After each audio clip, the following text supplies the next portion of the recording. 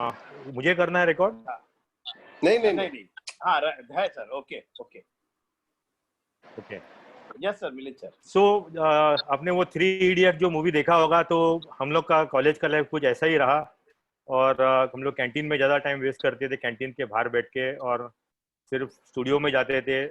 और एक हम लोग ने नया फार्मूला बनाया था, तभी से हमारी क्रिएटिविटी चालू हो गई एक्चुअली। कि कॉलेज का जब ये थियोरी का एग्ज़ाम आता था, उस टाइम पे हम लोग ट्रेसिंग के ऊपर ऐसे ट्रेसिंग को फोल्ड करके 16 पार्ट्स में जितने भी हमारे सीनियर थे, जो अच्छी अच्छी मार्क्स लेने वाली लड़कियां थी, उनकी नोट्स लेते थे और ट्रेसिंग के ऊपर हम लोग नोट्स बनाते। तो एक जन एक सब्जेक्ट का नोट बनाता था और उसको फोल्ड फोल्ड करके उसके पेजेस बनाए जाते थे, और उसके बाद में हम लोग उसको बुक बना के छापते थे।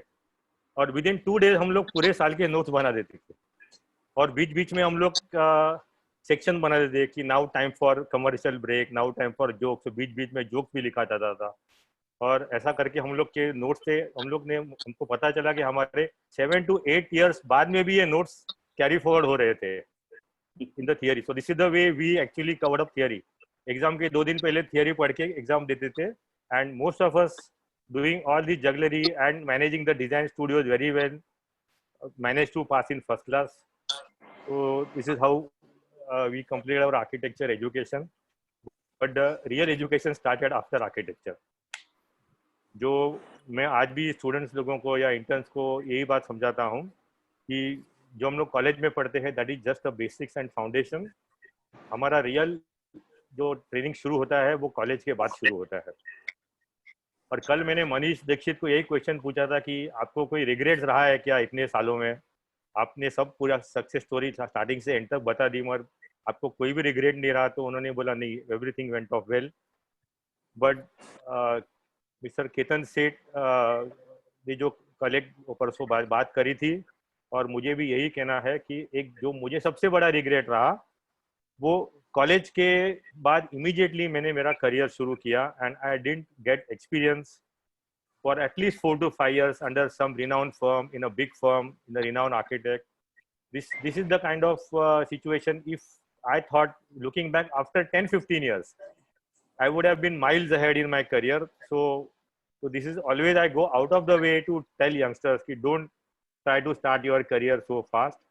Get all the experience in the world. Perhaps हम लोग की कभी मिडिल क्लास बैकग्राउंड में सिचुएशन नहीं थी, we were under pressure to start earning. There was some invisible force behind us. We were expected to get started and start earning and all. So, but anyway, we can't change our बोलते भूतकाल को हम लोग change नहीं कर सकते, but we can always advise the next generation. तो कैसे वैसे हम लोग ने, because the time were different, we struggled a lot, we extraordinary hard work we have done. So we can at least advise our next generation कि these are some of the mistakes which kind of we have done. तो जैसे केतन भाई ने मुझे एक short brief भेजा कि भाई तुमको 4-5 मेजर बुलेट्स पे आप बात करना, तो आपका पूरा टॉक पूरा हो जाएगा। सो केतन भाई, your next bullet was your struggle and hard work. So struggle and hard work के बारे में मैं कोई ज़्यादा फैंसी बात नहीं करने वाला, because there is always the struggle and hard work, so no need to clarify it. But in my case, I'm particularly I'd like to tell कि इवन कॉलेज के डेज में फर्स्ट 3 years में मैंने सब कॉलेज के हमारे जो vacation थे और स्टडी टूर्स थे मैंने किए। But 4th and 5th year, both the years I interned under some architect or under some firm or some kind of a training program. But I didn't enjoy the last 2 years of vacation at all. In fact, एक vacation मैंने तो एक model worker के workshop में काम किया, how to make acrylic models of architectural building, which never came across me in my entire life. But ऐसा भी मैंने एक्सपीरियंस दिया कि कुछ ना कुछ कर डिफरेंट सीख लेना चाहिए। उसके बाद जो कॉलेज जैसे मेरे खत्म होने आ गए थे, तो हमारे कोई फ्रेंड्स थे, they were doing interiors already on their own, they were big time contractors. So I used to go on their sites, I used to work with them, I used to go and sleep in their house, I used to stay overnight on their projects. और ऐसा कोई compulsion था नहीं, I could enjoy my vacation. But ऐसे कीड़ा था कि अपने को जल्दी से जल्दी सीखना है और अपने पैर पे खड़ा होना है।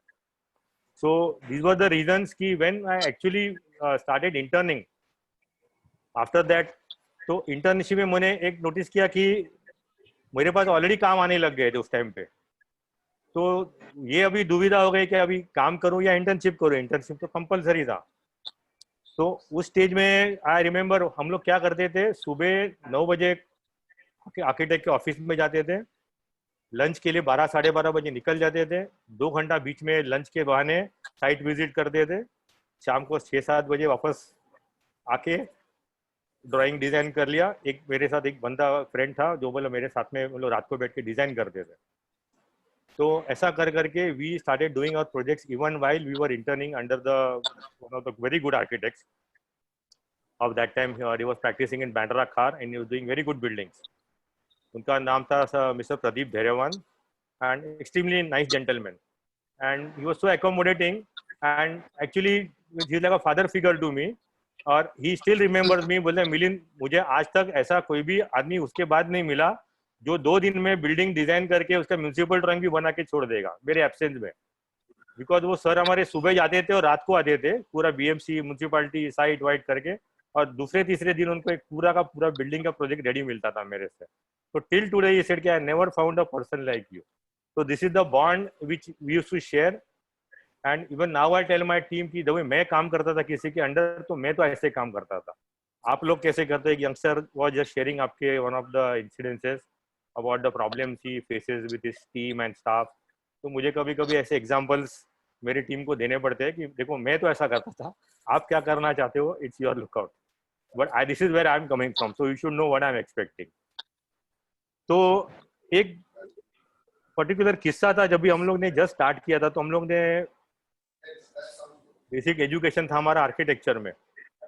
तो आर्किटेक्चर में we learned all about doing townships and doing big complexes and doing so many kind of college campuses और ये और वो। तो इंटीरियर्स के बारे में हमको एबीसीडी इतना डिटेल में नहीं पता था कि टेबल का हाइट क्या होता है और एक स्टैंडर्ड डायमेंशंस क्या होते हैं। तो एक आदमी का क्रॉस रोड रहते हैं तो मुझे समहाउ इंटीरियर्स के ऊपर बहुत ज़्यादा लगाव हो गया था because of my exposure may be. And suddenly somebody also shared कि the speed at which you work, the speed at which you design, the speed at which you execute, that was exciting me. And वो patience नहीं था कि आज building बन रही है, फिर प्रपोजल में गई और फिर 2-4 महीने के बाद कंस्ट्रक्शन चालू होगा, 2 साल के बाद बिल्डिंग दिखेगी। वो पेशेंस था ही नहीं कि जो आदमी 2-3 दिन में बिल्डिंग बना सकता है। आपको बॉम्बे में बिल्डिंग कैसे बनती है? प्लॉट रहता है, प्लॉट से ओपन साइड की 4 कॉर्नर्स को बॉर्डर मार के छोड़ दो, उसके अंदर फ्लैट बिठाने पड़ते हैं। तो ऐसे आर्किटेक्चर में कोई इंटरेस्ट ही नहीं आ रहा था, क्रिएटिविटी भी नहीं आ रही थी हमको। तो immediately our focus went to the interiors and at that time it was unfashionable for an architecture student to do interiors. People used to taunt and tease, my friends used to tease me कि 5 साल architecture किया तो अभी का interiors क्यों कर रहा है तू, कितना 5 साल तूने ऐसे वेस्ट कर दिया अगर इंटीरियर्स ही करना था तो। बट मेरा मन नहीं माना because I started loving that detailing and the materials and the finishes and lot of different things. तो एक दिल पे पत्थर रख के हम लोग ने जब जस्ट स्टार्ट किया था तभी एक बुक खरीदा हम लोग ने। वो बुक का कॉस्ट था 2,500 रुपया 1987 में। तो वो book was like a Bible for us because हमारे पास एक बुक खरीदने का ही पैसा था उस टाइम पे। इंटीरियर्स की ज्यादा बुक्स नहीं थी। आज हम लोग पिंटरेस्ट और ये सब बहुत सारी इंफॉर्मेशन लोगों को मिल जाती है, but from coming from architecture background and doing interiors and understanding the detailing of interiors was a very difficult subject to transit. तो ये एक बुक को मैंने आज भी संभाल के रखा because this book was my Dronacharya. Because in this book I understood what is happening in the Western countries, what is the contemporary design, what is the detailing, what is that we see in India and what is the world doing. ये सब मुझे एक छोटे से book ने सिखा दिया. It was a Japanese edition of the book. So this book today also I look at that book and say okay, this is where I started off. And then जहाँ तक हार्डवर्क का सवाल है, जब तक मेरी शादी हुई नहीं थी तब तक तो संडे कभी आया गया पता नहीं चलता था। शादी के बाद वाइफ ने याद कराना चालू कर दिया, तब से मालूम पड़ गया संडे भी रहता है बीच में। तो this is the way we started our career. We work, एक फ्लैट किया, एक फ्लैट से दूसरा रेफरेंस मिला, वो रेफरेंस वालों से ऑफिस का प्रोजेक्ट मिला, ऑफिस के ग्रुप से स्कूल के प्रोजेक्ट्स के रेफरेंसेज मिले। ऐसे करते करते तो when I look back frankly कोई मुझे ऐसे सेटबैक वाला पीरियड मुझे ऐसा दिखा ही नहीं, probably because we were going very slow and steady upwards. We didn't take very huge jumps. We didn't take any calculated risk, probably because of that. तो मैंने बहुत याद करने की कोशिश किया कि ऐसा कोई सेटबैक भी शेयर करूँ क्या, but there was a setback but not in this field. So in this field it was, I should say, slow and steady. It didn't really go very fast the way it should have been. There were some other reasons for that. So one of the setback was somewhere around 92 93. We thought कि अभी थोड़ा business expand करना चाहिए, ये architecture practice तो set हो गया, अपना इंटीरियर तो चल रहा है, तो थोड़ा सा कॉम्प्लेसेंट भी हो गए थे, तो हम लोगों ने सोचा कि let us try some new business. तो we went to Germany 1 or 2 times 3 times. तो वो कोलोन फेयर, हैनोवर फेयर वगैरह दिखा था, मशीनरीज देखी थी, नई नई हार्डवेयर देखी थी. उस टाइम पे इंडिया में हैफले क्या है और हेटिज क्या है किसी को पता भी नहीं था. That was the time we used to go to Germany to see this massive fairs. उनके स्टॉल देख के हम लोग चौंक गए थे कि हैफले नाम की भी कोई कंपनी है, और मेपला नाम की कंपनी है, और ग्रास नाम की कंपनी, और इंडिया में किसी को उसका एबीसीडी भी नहीं पता था. So that is the time we collaborated with a German company and got their modular kitchens into India. And it was a very difficult time for us that time, because उस time पे लोगों को ये भी पता नहीं था कि MDF क्या होता है. लोगों को सिर्फ प्लाईवुड के आगे कुछ पता नहीं था. इंपोर्टेड हिंजेस को बदनाम किया जाता था कि वो ऐसे हिंजेस, इंपोर्टेड हिंजेस में टूट के गिर जाते हैं. ये इंपोर्टेड हिंजेस की डेफिनेशन थी. तो that was the time when we started this business. And कभी कभी क्या होता है कि आदमी जब भी वक्त से आगे चलता है तो he has to face lot of hurdles. So that was the time when Space Food had not started their factory, and Sleek was probably just starting their accessories division. They are not ventured into the kitchen. So we were much ahead of time. And it was a much uphill task for me to manage both my practice and this kind of a modular kitchen technology. Luckily, we had got some factory setups, and we knew so much about the hardwares, and we knew so many companies, and we had established contacts with a lot of imported brands. And there was one friend of mine, Yashwant Pagnis, who brought Blum to India. He was very supportive, and he also helped us get a lot of but वो सब हमारे out of the hand जाने लग गया. तो एक stage आ गया कि मुझे डिसाइड करना पड़ेगा, आइदर आई शुड प्रैक्टिस और आई शुड डू बिजनेस. तो अपना टेम्परामेंट थोड़ा ऐसा लगा कि नहीं, ये business and retail and factory may not be my cup of T. I was thoroughly enjoying my practice.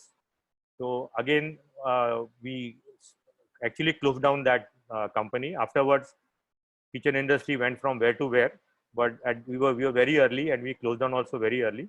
And that could be the only setback that I can think about. And then again, we focused back to the practice. So ऐसे करते करते एक complacency आ गई थी. We are getting projects. हमको कुछ time भी ऐसा था कि कभी मार्केटिंग करने की जरूरत नहीं पड़ती थी. लोग रेफरेंसेस से ऐसे ही चल के आ जाते थे, एक के दूसरे, दूसरे से तीसरा. तो एक जो भूख रहती है ना ग्रोथ करने की और मल्टीप्लाई करने की, वो थोड़ी तभी जरूरत नहीं लग रही थी हमको. We are just cruising. So there was a turning point around 2010, which I should say. That is the time Ketan also knows, and we also kind of met one common guru called Mr. Santosh Nair, who actually was an entrepreneurial guru. He teaches about how to develop your entrepreneurial skills, and we joined his program. And that was the time when it became a real eye-opener for me. And I realized that we have been taking it very easy. And just because we were doing sufficiently good, and we didn't have that hunger to multiply and go out of our kind of reachable limits and try to attain the extraordinary, जो आदमी बोलता है, वो करने का उस time तक मेरे में वो फीलिंग नहीं था जो उस टाइम से मेरे में आ गया. And it was a very strong program what we did. And suddenly we realized that we have wasted a lot of years by being complacent. and by trying to do a very mediocre practice, and because we are getting jobs, because we were not really stressed out, we are making enough money for ourselves, we didn't have to take any kind of setbacks. But then 2010 onwards, it was a totally different story. We kind of became a very, very professional organization. And one of the things that we were taught is you have to be ruthless to yourself and to your team around you. You don't have to stick to people who are just there because they're old. You have to form teams, and you should have people around who are efficient, who are performers, and not just because they are there. And ऐसे ऐसे concepts एकदम आंखों के सामने आ गए कि जो लोग हमारे साथ जुड़े हुए रहते हैं सालों साल से, they are there because they have nowhere else to go. And people who are good, जैसे केतन ने बताया कि they get trained, they get smart, and they leave you and go. So this is the kind of game we have to play as employers. And if you want to grow and you have to bring, you have to scale up and you have to grow your organization, you have to always walk this tightrope. And this is the game which we had never played. And that time onward, we realized that we had missed all the fun. And this is where now we need to do the same profession in a different way.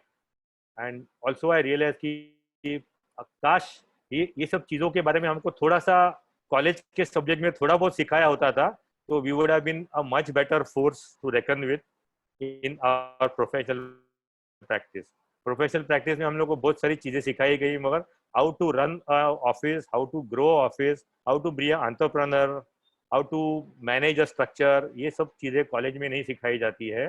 And कभी भी मैं जाके programme देता हूँ, किसी student से बात करता हूँ, कॉलेज में जाता हूँ, I always tell the faculty, why don't you introduce these subjects also, because today's competitive world is not about just being a good designer. It's about how you're going to grow your practice, how you're going to form the various levels of structures to do extraordinarily complex projects. And now, of course, there are things happening. There are project management trainings going on. उस time में project management नाम का भी कोई चीज़ नहीं था actually हमारे time पे.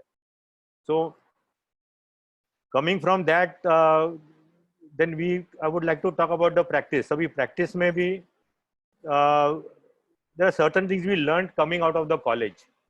एक तो पहली बात तो मालूम पड़ा कि दुनिया एक कॉलेज में हम लोग जब भी पढ़ाई करते हैं और एक आइडियलिस्टिक आर्किटेक्चर, इंटीरियर्स और वट एवर योर पैशन जब भी देखते हैं, और जब ये रियल दुनिया में बाहर आती है तो दुनिया कितनी रूथलेस है, ये पहली बार तभी मालूम पड़ता है जब कॉलेज से बाहर निकल के अपना पहले 5-6 प्रोजेक्ट करते हैं, and plan take you for a ride and they do what not. Everybody must experience, I don't want to get into details.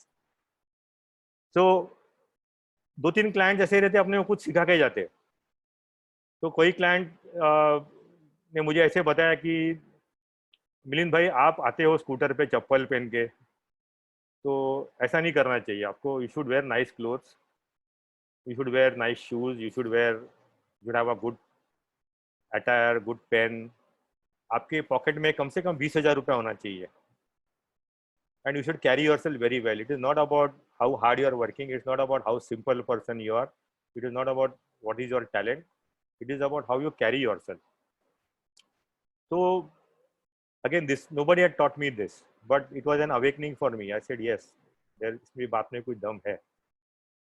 हर बार हर चीज़ आदमी एक्सपीरियंस से नहीं सीखता है. कभी कभी some external person teaches us something, और वो ऐसे कोई 1-2 जन अपने को कुछ बोल के सिखा के जाते हैं, अपने को जिंदगी भर याद रखने वाला स्टोरी रहता है. तो ऐसे 1-2 क्लाइंट और थे जिन्होंने बहुत सारी चीज़ें अपने को सिखा दी. किसी की वजह से आपको रातों 3-4 रात तक नींद भी नहीं आई होगी किसी के बर्ताव से. Maybe it has been a negative behaviour from someone, but that also taught you so many things. So when you are learning process starts as per me in the real world, तो real world ने बहुत कुछ सिखा दिया. मगर आज भी मैं देखता हूँ कि there are 2 kind of or maybe more than that kind of professionals around. Some people actually move around in the different kind of a circle. They have to be very very you can say, I don't want to go the showy, but their lifestyle has to be one of their assets to move in a particular circle. Because especially हमारे बॉम्बे जैसे city का या दिल्ली जैसे city का एक speciality है कि a high-end client sometimes want to show off his architect. he wants to say कि मैंने फलाना फलाना आर्किटेक्ट से काम किया, and वो तो the client is also snobbish और उसका architect probably will be 10 times more snobbish, and by doing that they add value to their project. So if you listen to people like Prashant Sutharia and my friend Ketan Seth, and I associate with such humble people, so this is not in my genes, but these are the certain things which I learned कि ये दुनिया में profession में बहुत सारे तरीके होते हैं अपनी एक एस्टैब्लिश करने के. Maybe much later than that, when you establish your credentials and people see your work and they see your talent, then the scales are almost balanced, then people don't see.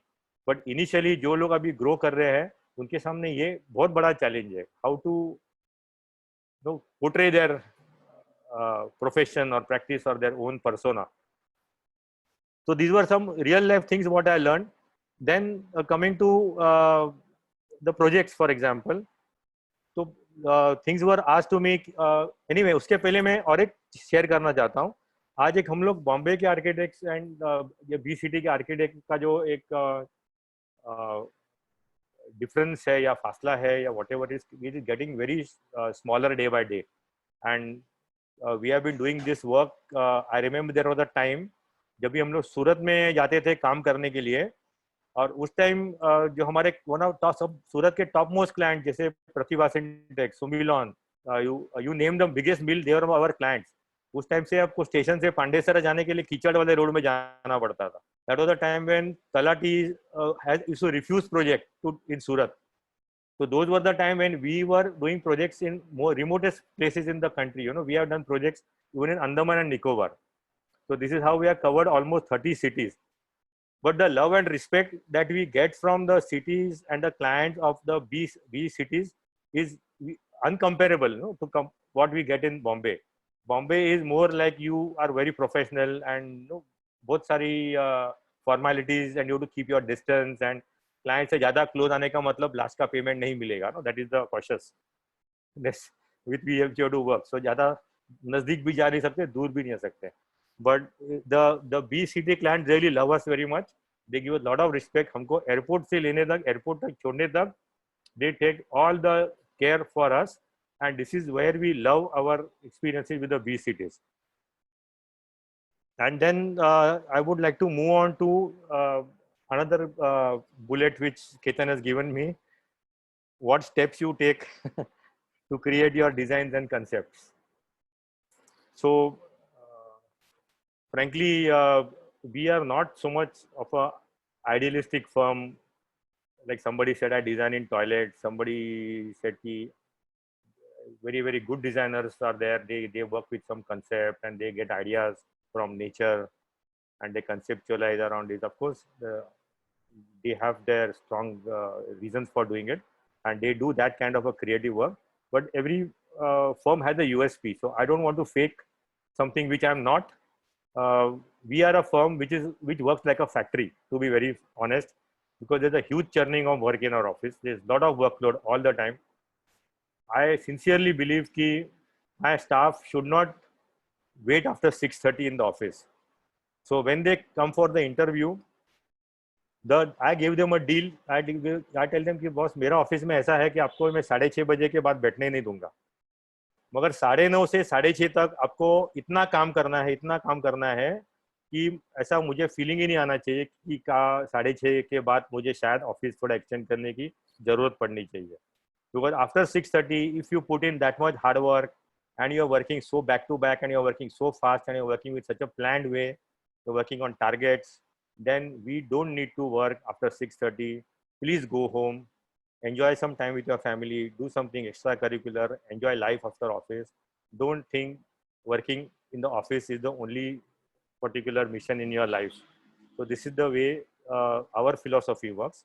So given that scenario, I really can't expect to give them a lot of time to think and ideate and come with multiple concepts and things like that.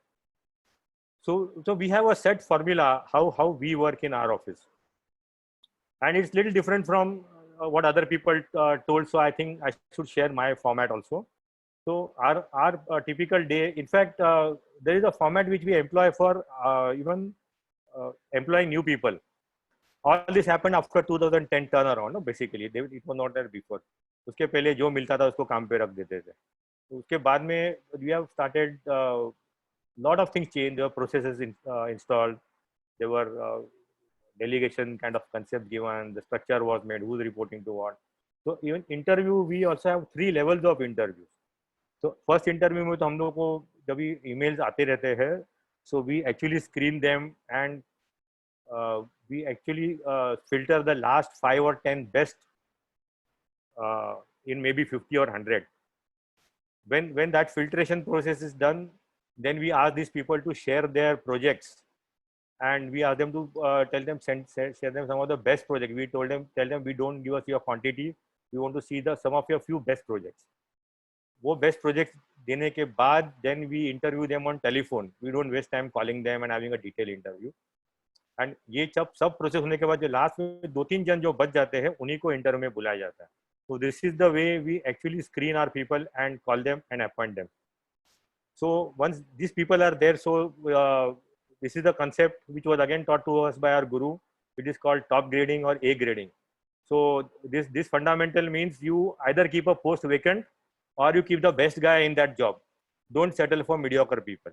Because if all your team is aligned and they are smart and they are intelligent and equally powerful, they are going to influence each other. They are going to motivate each other. So if you have mediocre people, they are going to spoil each other. So this is the philosophy. Again, I'll say into bracket, it's a ruthless philosophy. But if you are going to travel for days together and you want performance from your team and you want everybody to be talented and you want to be committed and they should work behind your backs, then you have to choose your team very well.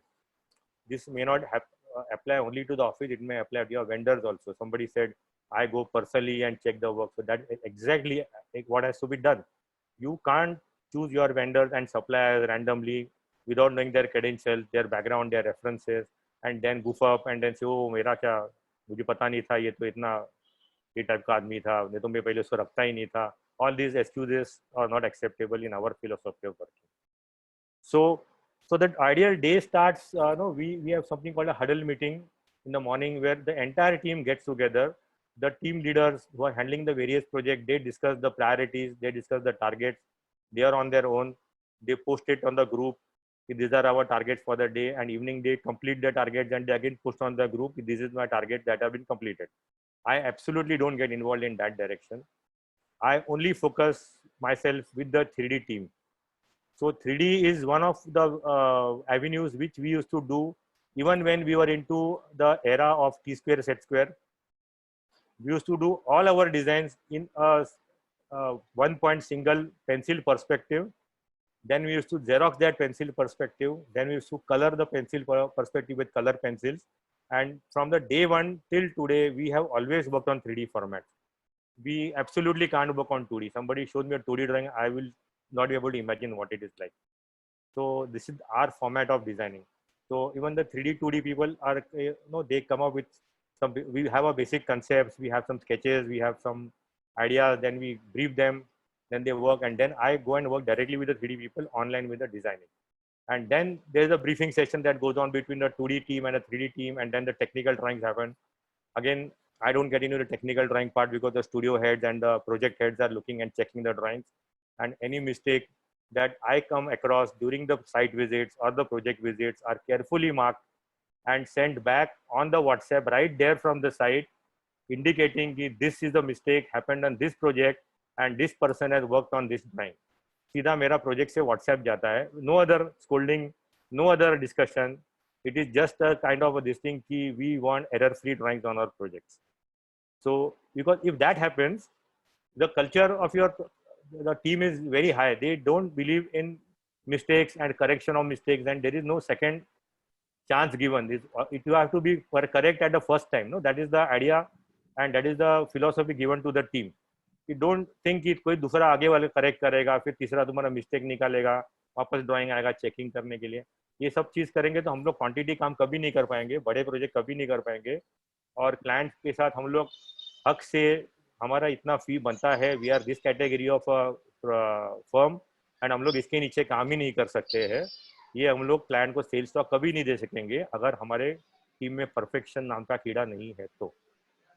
So this is the philosophy on which we work. Then, as we had already mentioned, we tried our hands on all kind of projects because we don't like to get stagnated onto just doing a typical thing. No doubt, residential requires a very different knack, and residential never left us.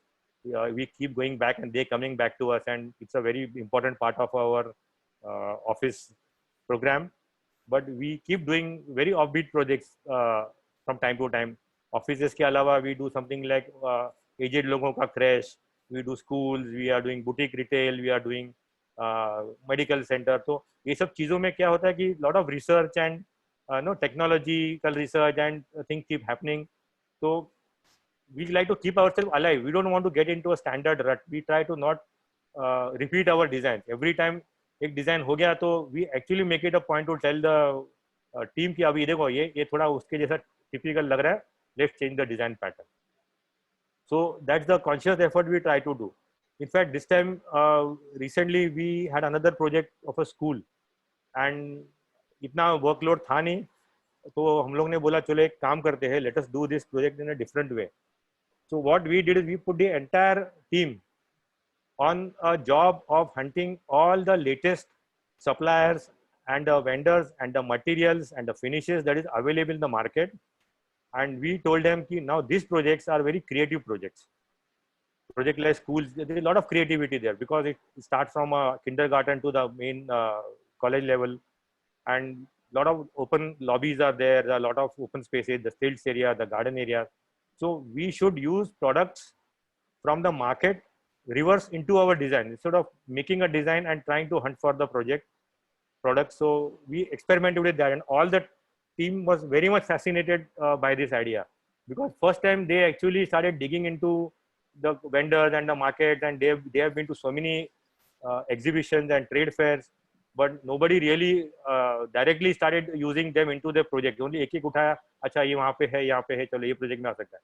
But this was an exercise which we reversed, and it was a mind-boggling experience because हमको इतनी सारी material मिले, इतने सारे vendors मिले, इतनी सारी ideas मिले जो हम लोग डिजाइन में कभी नहीं डालने वाले थे, मगर अभी हमको ये एक टूल मिल गया कि अगर ऐसा हम लोग कर सकते हैं तो फिर इतनी सारी चीजें हम लोग नॉर्मल वे में करते तो we would have missed out, and designing is still there with us. So no this are the kind of things we keep experimenting, and sometimes it gives lot of enthusiasm.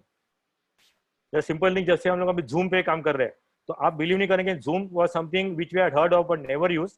हम लोगों ने 5 दिन पहले first time Zoom use किया, and yesterday or day before yesterday we must have done at least 5 to 6 webinars एक ही 2 दिन में, and the entire team is excited.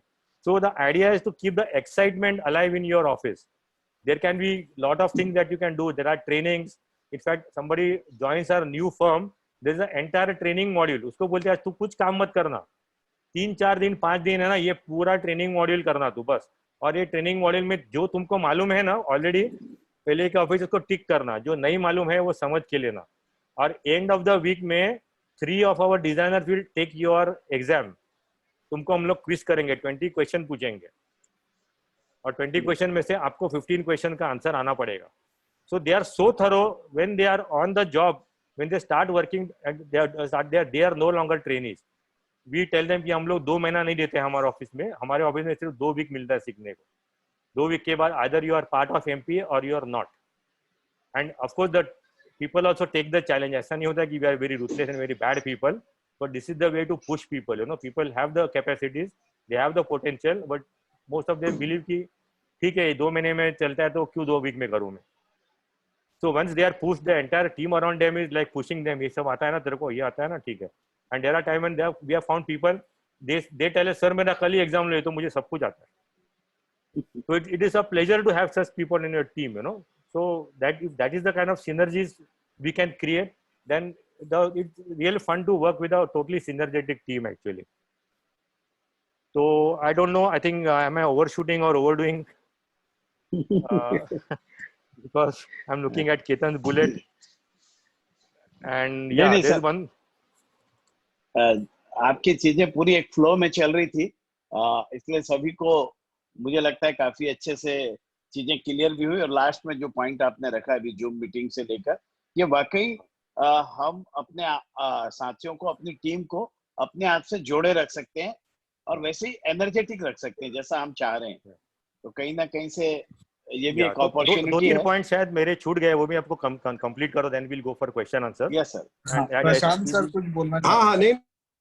नहीं नहीं नहीं नहीं, परफेक्ट है मिलियन, तो कंप्लीट कर, because it's going very good. it's a very short thing, but I thought no, a lot of people ask you what is your design process. Also, I got little carried away, but the whole thing is, for us the design evolves at the time of planning.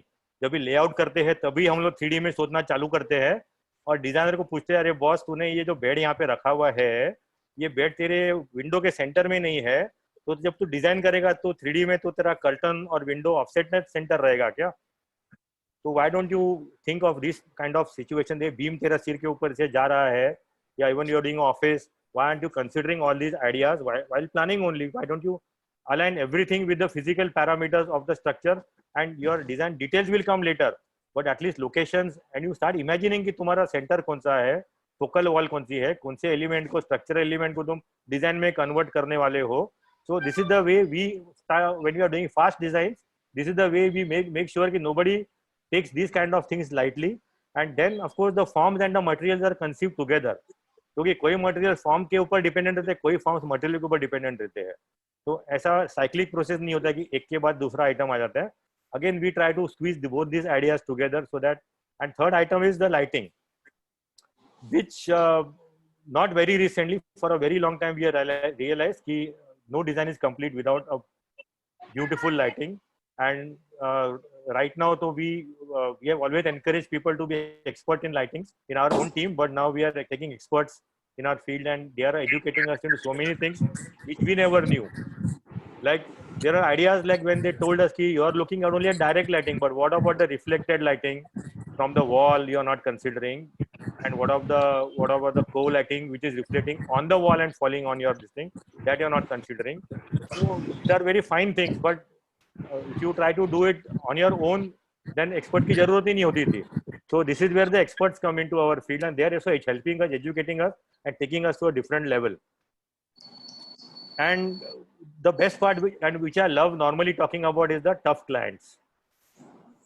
So I made a whole PPT on tough clients, and it was presented in IDAC, and it was only a 20-point slide, and it touched everybody's chords क्योंकि ये सबकी common बोलते हैं ना दुख की तार जो रहती है, how to handle difficult situation with the client, and we presented in a very comical way.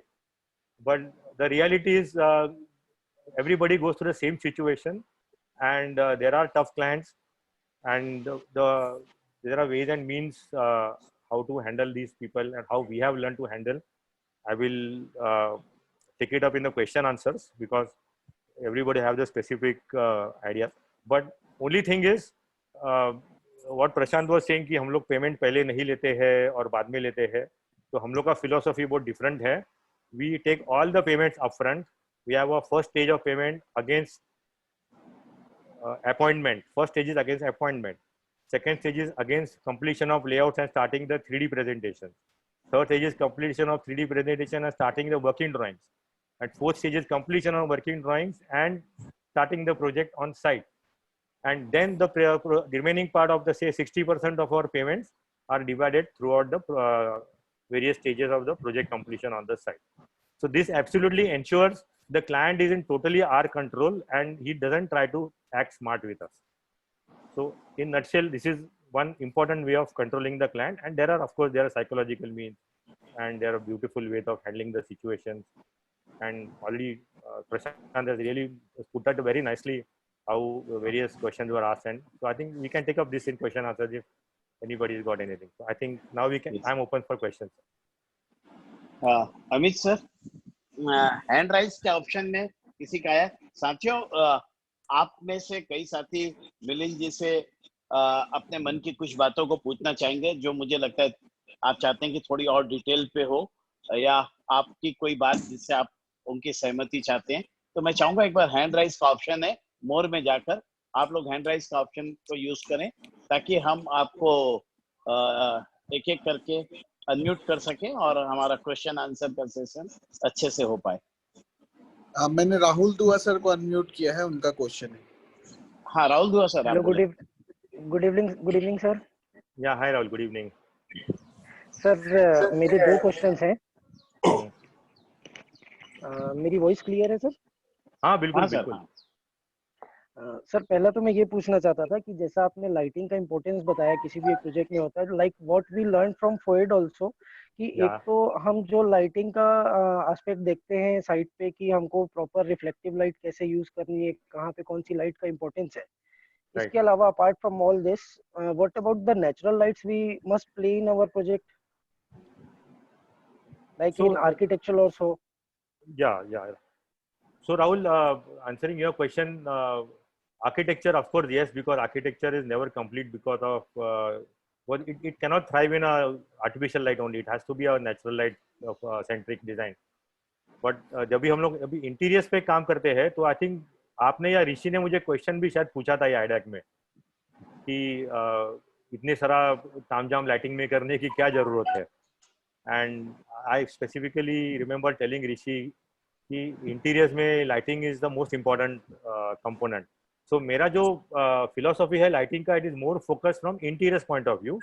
Architecture is also only about the night lighting that we sometimes refer to, और landscape is also the night lighting. But interiors में your project is never complete without the lighting. So lighting is a integral part of your design. कोई भी design आप conceive करोगे बिना lighting के तो it will be incomplete design.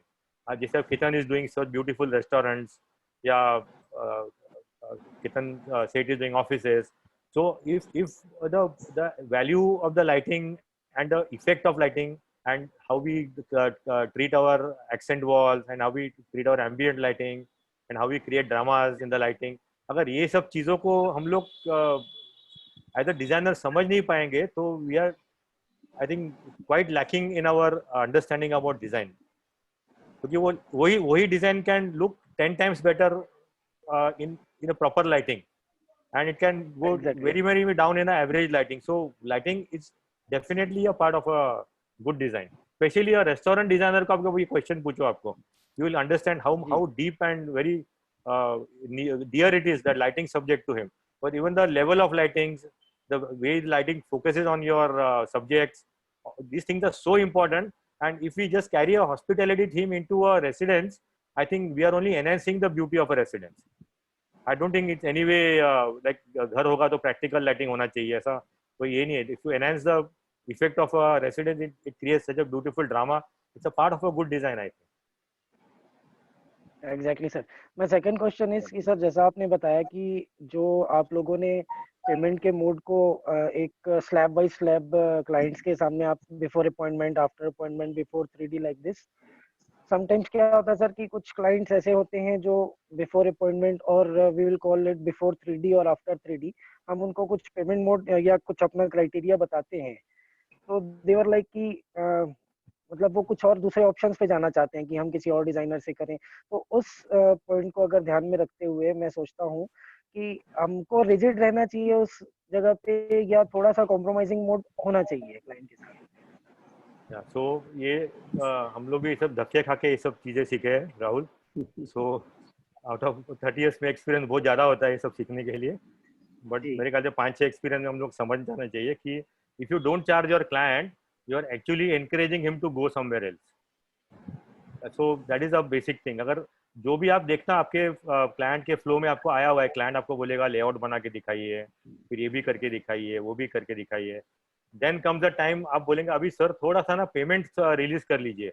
Suddenly उसके family में कोई मर जाता है या प्रोजेक्ट डिले हो जाता है या तो उसको कोई मूड चेंज हो जाता है। The moment you ask money और एवरीथिंग चेंजेस। जब तक फ्री में आ रहा है ना तो आपको 5-5, 6-6 लेआउट बनाने को बोलेंगे। सो आई थिंक सबने ये एक्सपीरियंस किया होगा, मेरा अकेले का एक्सपीरियंस नहीं है ये, and this is something I actually make a joke out of all this experiences nowadays. But you have to understand कि आप चार्ज नहीं करोगे तो you are actually encouraging the client. अगर आप क्लाइंट को बोलो ना अच्छा कुछ नहीं, चलो आप 10,000 दे दो, 25,000 दे दो, what ever, you can understand ये client is sincere and he actually is going to trust you to certain extent. नहीं तो वो आपके साथ टाइम पास कर रहा है actually, that is very clear. Exactly. उसके बाद चार जन जाने का आप ही उसको लाइसेंस दे रहे हो फ्री में ड्राइंग बना के। अच्छा ऐसा होता है, there are exception, you know, there are exception, sorry let me interrupt.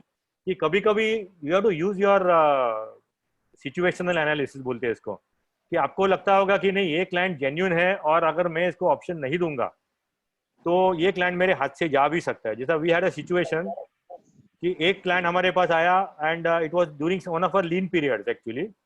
So I wouldn't say lean period was also one of the reasons, but I normally don't break my rules. But this was a client who has worked with some other architect. I don't know why they were not happy with that architect. But that was such a prestigious job. It was a beautiful bungalow facing a sea in Juhu, and it was a dream project any architect would like to get. अभी यहाँ पे मुझे client बोलता है कि पता नहीं आप लोग मेरा ड्राइंग कर पाओगे कि नहीं, ये कर पाओगे कि नहीं। तो मैंने बोला सर एक काम करते हैं, I will just give you one room ka design and the layout for one room. Normally I will not work without money, and then you can take a choice. And I put all my heart and soul, and all my team did it, and we got the job. So there are exceptions. It's not such a rigid thing, but you have to use the smartness कि कभी use करना चाहिए। Client को जज कैसे करने का ये टाइम के साथ अपने आ जाता है। तो एग्जैक्टली सर। मिलिंद सर, आज हमारे साथ कुछ नए साथी जुड़े हैं। मैं चाहूंगा कि एक बार वो भी आपसे मिले और उनके जो क्वेश्चंस हैं हम उनको पहले प्रायोरिटी दें। Rajendra Jain sir, Ridul sir, Rishiraj sir, मैं चाहूंगा अमित सर आप एक एक साथी को अनम्यूट करें ताकि उनके क्वेश्चन हम ले सकें। राजेंद्र सर। हेलो, हाय मिलिंद सर। हाय, बहुत अच्छा लगा आपको सुन के। I hope I was not too passionate and very strong personality, ऐसा कोई आपको फीलिंग नहीं आया होगा? बिकॉज मैं जब बात करता हूँ मैं पैशन से मेरे पैशन जरा ज्यादा बाहर फ्लो हो जाते हैं जरा। या नहीं, बहुत अच्छा लगा आपको सुन के। Regarding your struggle and rigidity, particular rigidity, which is very important. I think rigid होना बहुत जरूरी है प्रोफेशन में। अगर आप अपने टर्म्स कंडीशन को क्लियर नहीं रखेंगे तो डिफिकल्टीज होती है। मैंने भी बहुत फेस किया है, मेरे को भी 5 इयर्स हो गए इसके लिए। ये चीज तो जैसा आपने कहा हर कोई इस चीज को एक्सपीरियंस किया ही है हर किसी ने। सो आई एम वेरी एक्चुअली एक इम्पोर्टेंट चीज ऐसी भी है कि जैसे हम लोग जो बिगिनिंग ऑफ करियर में तो भी बोलते हैं हम लोग इंग्लिश में बेगर्स कांट बी चूजर्स की कंडीशन रहती है हमारी सबकी, तभी ये सब हम लोग इम्पोज नहीं कर पाते। But after a certain period अपने को अपना एक मार्क बनाना बहुत जरूरी होता है। And if you are already done some good projects, the whole idea is how you present it to the customer, you know, कि देखो सर मैं आपका प्रोजेक्ट एक है और मैंने ये सब काम कर चुका है, आपको वाकई में लग रहा है क्या कि I am not capable of doing?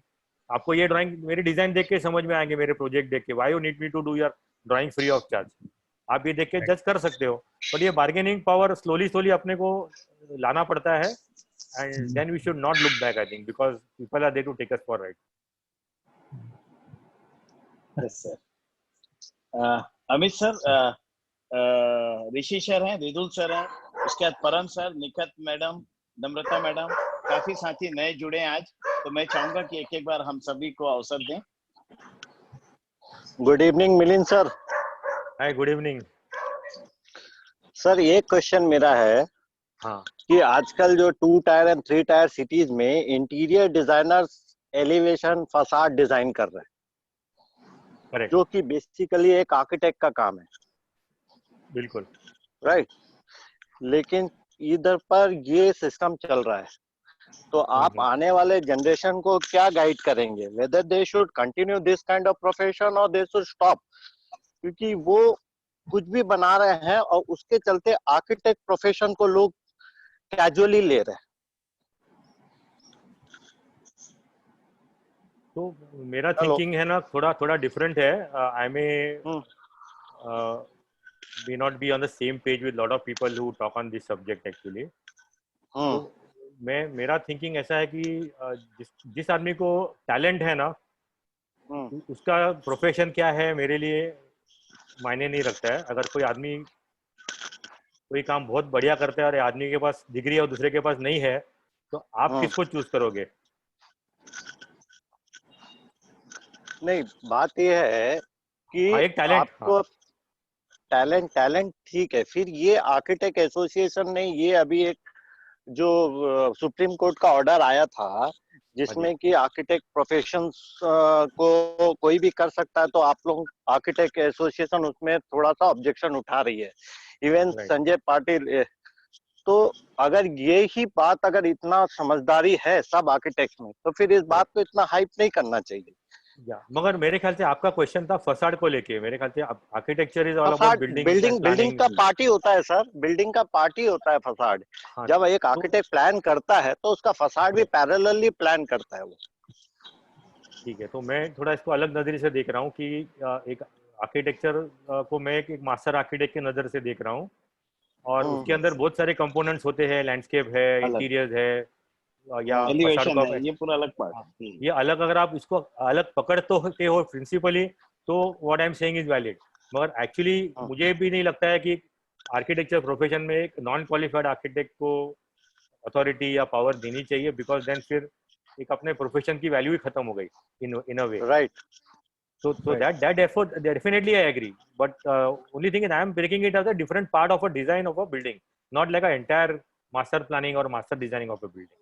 तो यहाँ पे शायद अपना दोनों का थिंकिंग में अलग डिफरेंस है। नहीं, और आपने उसको एकदम सही क्लियर किया सर कि किसी पार्ट को करना हो एलिवेशन से लेके तो हो सकता है, लेकिन एग्जैक्ट पूरी फसाड से लेके बिल्डिंग की प्लानिंग करनी हो तो उसके लिए डिग्री जरूरी होनी चाहिए। नहीं, लेकिन एक प्रॉब्लम है सर, जब आपको आर्किटेक्चरल कोर्स, मेरी डॉटर परस्यू कर रही है आर्किटेक्ट, तो उसमें पूरी चीज, एक बिल्डिंग जब बनती है, राइट फ्रॉम उसके लैंडस्केप से लेके, लेआउट प्लान से लेके, प्लानिंग से लेके, फसाड से लेके, सारा आर्किटेक्चरल ही होता है।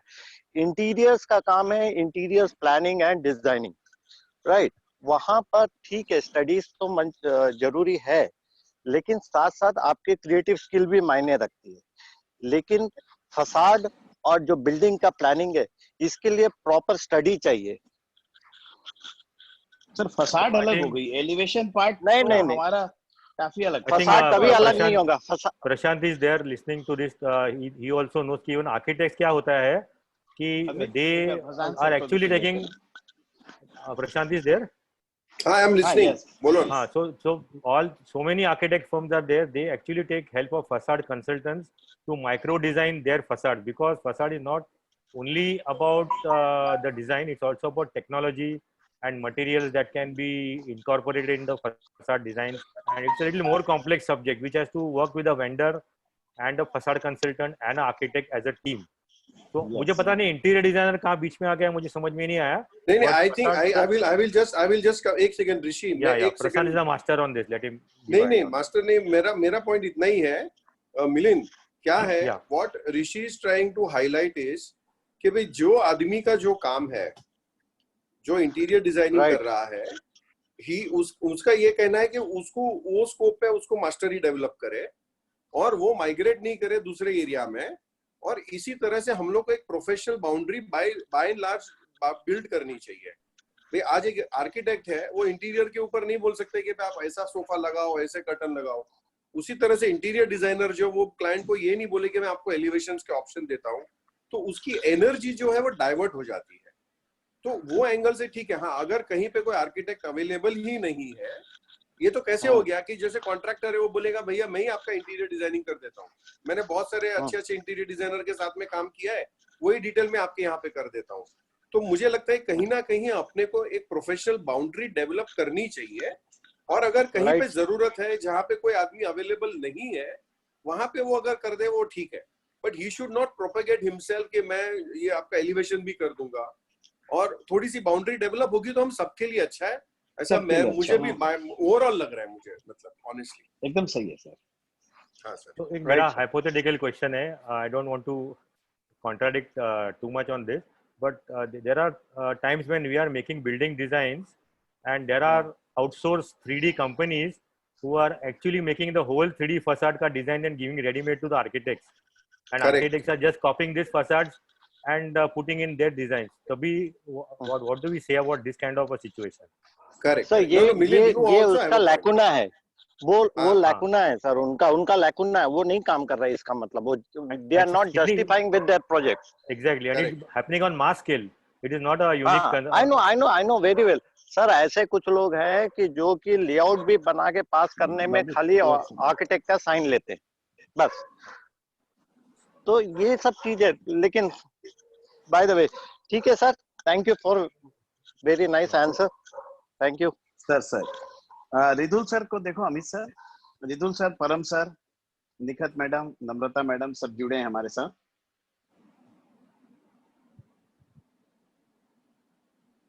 परम सर को अनम्यूट किया है मैंने। हाँ परम sir. Hello sir, good evening. Yes good evening. Good evening sir. मुझे मेरा एक डिस्कशन ये था, अभी जैसे सर ने बोला कि जो कॉन्ट्रैक्टर हैं वो क्लाइंट से डायरेक्ट जैसे साइट उठा लेते हैं, वो प्रिंट रेट से फोटो वगैरह दिखा के काम उठा लेते हैं और जैसा वो दिखाते हैं वैसा तो एक्चुअली बना नहीं पाते। फिर स्ट्रक्चर वगैरह बन जाता है, क्लाइंट को धीरे धीरे समझ में आने लगता है कि नहीं ये जैसा मैंने दिखाया था वैसा वो नहीं बना पा रहा है। उसके बाद में सर वो किसी इंटीरियर से फिर डिस्कशन करते हैं। तो सर मैं ये पूछना चाह रहा हूँ कि वैसे प्रोजेक्ट हमको करने चाहिए या नहीं करने चाहिए? क्योंकि कारपेंटर तो अपना काम करने के लिए वो स्ट्रक्चर ठोक के वो पेमेंट लगभग उठा ही लेता है। तो वैसी चीज में सर एक इंटीरियर डिजाइनर को क्या करना चाहिए? तो परम ये जो आपने क्वेश्चन पूछा है ना, ये हम लोग ये इस स्टेज से हम लोग भी बहुत पहले गुजर चुके हैं। जैसे हम लोग ने जब हमारी प्रैक्टिस शुरू करी थी तो हम लोग के पास भी क्लाइंट कैसे आते थे कि कॉन्ट्रैक्टर लोग ही हमको क्लाइंट लेके आते थे। एक्चुअली बोलते थे सर एक क्लाइंट है, उसको उसका ऑफिस बनाना है, फ्लैट बनाना है, उनको आर्किटेक्ट चाहिए। जी आर्किटेक्ट समझ गया? जी जी जी हाँ, तो ऐसा कर करके भी हाँ तो ऐसे we started our career actually working with people like this. Then we used to have so many clients who used to trust their household family, 3 generation का contractor more than the new college pass out architect. और हम लोग कुछ समझाने जाते थे तो वो कॉन्ट्रैक्टर उसको और कुछ समझा रहा है वहाँ पे और क्लाइंट उनकी सुन रहा है। तो आप सोचिए एक आर्किटेक्ट 5 साल करने के बाद अपना ईगो कितना हर्ट होता होगा। बट तभी हमको काम की जरूरत थी और उस टाइम एक दौर चल रहा कि लोगों को आर्किटेक्ट एक जो एज अ प्रोफेशनल क्या होता है, उसकी क्या वैल्यू है, ये करने को तभी आता नहीं था लोगों को। तो शायद I think these cities are going through that syndrome now. तो बॉम्बे में हमको ये प्रॉब्लम नहीं आते अभी, क्योंकि अभी every Tom Dick and Harry जो भी क्लाइंट आएगा वो अभी कॉन्ट्रैक्टर के पास नहीं जाता, आर्किटेक्ट के पास ही आता है। बट ये दौर से हम लोग जा चुके हैं और अभी ये स्टेज आ चुकी है। तो ये थोड़ा सा मेरे ख्याल से क्लाइंट का भी जो क्या बोलते हैं इमेच्योरिटी बोल सकते हैं जो अभी चल रही है। एंड और होता क्या है कि जो कॉन्ट्रैक्टर होता है उसका एक तरीका रहता है क्लाइंट से रिलेट करने का। वो गांव भर की यहाँ वहाँ की बातें करके उसको घुमा फिरा के उसको जो मस्काबाजी करके जो टेक्निक्स रहती है उसकी वो अपने प्रोफेशनल को नहीं आती है basically. so the client feels comfortable with those kind of people actually, and but over a period of time they realize कि they are making a fool of themselves और फिर 2-4 एक्सपीरियंस उनके हो जाते हैं आपस में, फिर उनको समझता है कि नहीं architect is a more professional person to work with. And ये थोड़ा सा पासिंग फेज है। तो आपको काम करना चाहिए नहीं करना चाहिए ये मैं आपके सिचुएशन पे छोड़ देता हूँ, बट मुझे वही लग रहा है कि अपने को ईगो बीच में नहीं लाना चाहिए इसमें। और अगर आप कोई क्लाइंट को हेल्प करते हो और उसको डिफिकल्टी से बाहर निकालते हो तो I think you have made a client and a well wisher for your life. I can tell you my experience. एक चीज शेयर करना चाहूंगा सर। एक बार साइट पे जो कारपेंटर था वो पार्टी का डायरेक्ट था। बिल्कुल तो मेरा कारपेंटर नहीं था, पार्टी का ही वो रेगुलर काम करता था। या तो सर मैंने उसको जो ड्राइंग दी, एक टीवी यूनिट की ड्राइंग दी थी मैंने उसको। तो उसमें वो क्या किया कि जहां मैंने सिंगल टक्कर दिखाई है 18 mm की, सर वो हर जगह डबल डबल करते जा रहा है। तो मैंने उसको जब बोला कि इसमें सिंगल टक्कर दी हुई है, आपने यहाँ डबल क्यों की? तो बोला कि सर ये आप इतना 4 फीट का दिए हैं, ये यहाँ पे जो पट्टा दिखाए हैं 4 फीट का दिखाए हैं, सर वो लपकेगा। अब सर मैं ऐसी फील्ड से आया हूँ, मेरा भी as a practical as a carpenter 5 साल काम किया हुआ है। तो मैं बोला यार ये ऐसा तो हो नहीं सकता। तो वो कारपेंटर भी चला गया। तो मैंने उसका लड़का जो काम कर रहा था सर, मैंने उसको पूरा जितने उसके स्ट्रक्चर में प्लाई लगनी थी मैंने उसको A to Z लिख के दिया कि ये प्लाई तू इतने का काट, ये 12 mm का इतने का काट, ये 18 mm का इतने बाई इतने का काटा। मैंने 4 घंटे में सर साइड पे रुका, मैंने वो स्ट्रक्चर ठुकवाया, बोला ये ठोक देना करके। फिर सर वो कारपेंटर शाम को आया साइड पे देखने के लिए और वो अपने लड़के को चिल्लाने लग गया कि तूने स्ट्रक्चर कैसे ठोका जब मैं बता के नहीं गया हूँ, मैं तो दूसरा काम बता के गया हूँ। तो वो बोला कि वो सर ठुकवा के गए। फिर वो कारपेंटर आया, मेरे को फोन किया, बोले सर कहाँ हो आप? तो मैं उसको बताया मैं यहाँ हूँ। फिर वो आया और मेरे को बोला सर आपको ये कैसे पता? तो बोला कि मैं आपको जब बोला हूँ आप मेरे को, आप क्लाइंट के डायरेक्ट हो, आप करो आपको जो करना है, मेरे को मतलब नहीं है, पर मैं जो मेरी ड्राइंग को खराब मत करो। बोला आपको अगर मटेरियल ठोकना मैं बताता हूँ कहाँ ठोकना है, कम से कम जहां दिख रहा है वहां तो मत ठोको। आप अगर आपको 4 फीट बाई अगर 12 इंच का पट्टा में अगर आपका बन रहा है कितना बना लोगे? वहां ठोको जहां दिखता नहीं है। बोला मेरी ड्राइंग खराब मत करो। परम, आप आपका surname Jangida, you are basically from carpentry background only? Yes yes. And आप सोचो कि हम लोग को ये कोई बैकग्राउंड नहीं थी और हम लोग सब इसमें से गुजर चुके हैं। हमारे साथ ऐसे ऐसे वाकया हुए जब हम लोग कॉलेज से बच्चे बाहर निकले थे, तभी हमारे कारपेंटर ने वार्डरोब के पीछे डबल ट्रिपल फ्लैट ठोकी हुई थी और क्लाइंट ने हमको कन्फ्रंट किया कि आप लोग सब मिले हुए हो और आप बिलीव नहीं करेंगे, हम लोग क्लाइंट से झगड़ पड़े, ऐसा हो ही नहीं सकता है, आप समझते हैं क्या हुआ अपने आप को, ये वो। तो क्लाइंट ने बोला, हमारे को बहुत मारवाड़ी क्लाइंट ने बहुत सिखाया एक्चुअली सब दुनियादारी। बोला आजा बच्चे बैठ इधर, तू दुनियादारी तूने सीखा नहीं है, आजा मैं तेरे सामने वार्डरोब खोलता हूँ। वो इंसिडेंट में लाइफ में नहीं भूलूंगा कि 3 प्लाईवुड वार्डरोब के पीछे ठोक के रखे थे। तो देखो ये सब चीजें है ना, आदमी दुनियादारी से स्मार्ट बनता है। और ये दूसरा आपका जो प्रॉब्लम है ना, ये दोनों है, ईगो भी है और दूसरा कि आप समझ जाओ जो भी है वो। तो ये ईगो क्लैशेस तो होते ही रहेंगे अपने प्रोफेशन में, और आपको अभी how to handle this is an art and you have to figure it out your. रोज कुछ ना कुछ अलग इंसिडेंट्स होएगा। और ये आप कारपेंटर की बोल रहे हो, हमारे साथ जैसे अभी प्रशांत जी को बहुत अच्छे एक्सपीरियंसेस है working with different cities with other architects and collaboration, but residential zone में हम लोग का 50% experience have been bad because the local architects has tried to influence the client in our absence in a wrong way and try to create some kind of misunderstandings, and with only with our maturity we know कि ऐसा होने जा रहा है, हम लोग client को समझा देते कि बहुत ऐसा होएगा तो आप ध्यान मत देना, and then we understood, and there are various ways of handling this situation, but it's only not limited to only the carpenter versus architect, ऐसा कुछ नहीं है ये। this is the matter of principles and egos and आदमी का intention क्या है और कौन किसका पत्ता काटने को देख रहा है, ये सब बिजनेस में होते रहता है। So you have to learn from the experience, it's a journey, जैसे हमारे केतन जावड़ेकर साहब ने बोला ना, it's a journey, enjoy it and improve upon it and look back at it and laugh at it some fine day. That's how we are doing it right now. Amit sir, Namrata madam का किया आपने? Amit sir, नम्रता ma'am left हो गई हैं। हाँ, रिदुल sir का है, Nikhat madam का है, देखो। फिर हमारे पुराने साथी भी सब जुड़े हुए हैं। मैं चाहूंगा कि हम क्वेश्चन आंसर के सेशन को और थोड़ा फास्ट लेते हुए सभी को अवसर दें, सभी के मन में कुछ ना कुछ बातें चल। हाँ, निखत मैम को किया मैंने। हाँ, Nikhat. Hello Milind sir, I am Nikhat. Hello Nikhat ji, good evening from Raipur ji. नमस्ते सर, आपने जो एक चीज अच्छी बताई कि पढ़ने के बाद स्टूडेंट्स ज्यादातर एक्सपीरियंस नहीं लेते हैं, वो अपना वर्क स्टार्ट कर देते हैं। तो इस चीज पे ही मैं बोलना चाहूंगी कि आज इंस्टीट्यूट इतने सारे हो गए हैं, 1 साल 2 साल का जो कोर्स करवाते हैं उसमें स्टूडेंट्स को उतना बेसिक नॉलेज नहीं मिलता है। जैसे हमने भी 3 साल कोर्स किया है इंटीरियर का, उसमें इतनी डिटेलिंग्स पढ़ाई जाती हैं, वो सब चीज़ें बेसिक आपका स्ट्रॉन्ग होता है। जब आप प्रैक्टिकली फिर फील्ड पे जाते हो तब आपको प्रैक्टिकल नॉलेज होता है कि क्या क्या चीज़ें आपको फेस करना है, वो साइड पे आप सीखते हैं प्रैक्टिकल नॉलेज। और वो सबसे ज़्यादा आजकल कमी हो रही है स्टूडेंट्स के लिए, फ्रेशर्स के लिए, जो ये आजकल कॉम्पिटिशन है, लोगों को पढ़ना है और तुरंत काम स्टार्ट करना है। 1 साल की डिग्री पे या वेरी 1 साल की डिग्री पे सर, क्योंकि हमने मतलब मुझे भी आज 16 साल हो गए इस फील्ड में, लेकिन अभी भी ऐसा लगता है कि काफ़ी चीज़ें नहीं आती हैं। लेकिन कई ऐसे स्टूडेंट्स हैं 1 साल 2 साल का कोर्स करते हैं, उसके बाद वो सोचते हैं कि मतलब मैं उनको गलत नहीं कह रही हूँ, ठीक है वो जल्दी एस्टेब्लिश होना चाहते हैं, लेकिन टाइम लेना चाहिए, एक्सपीरियंस लेना चाहिए, सीखना चाहिए प्रैक्टिकली पहले, उसके बाद हमको प्रोफेशनली एस्टेब्लिश होने का सोचना चाहिए मेरे हिसाब से।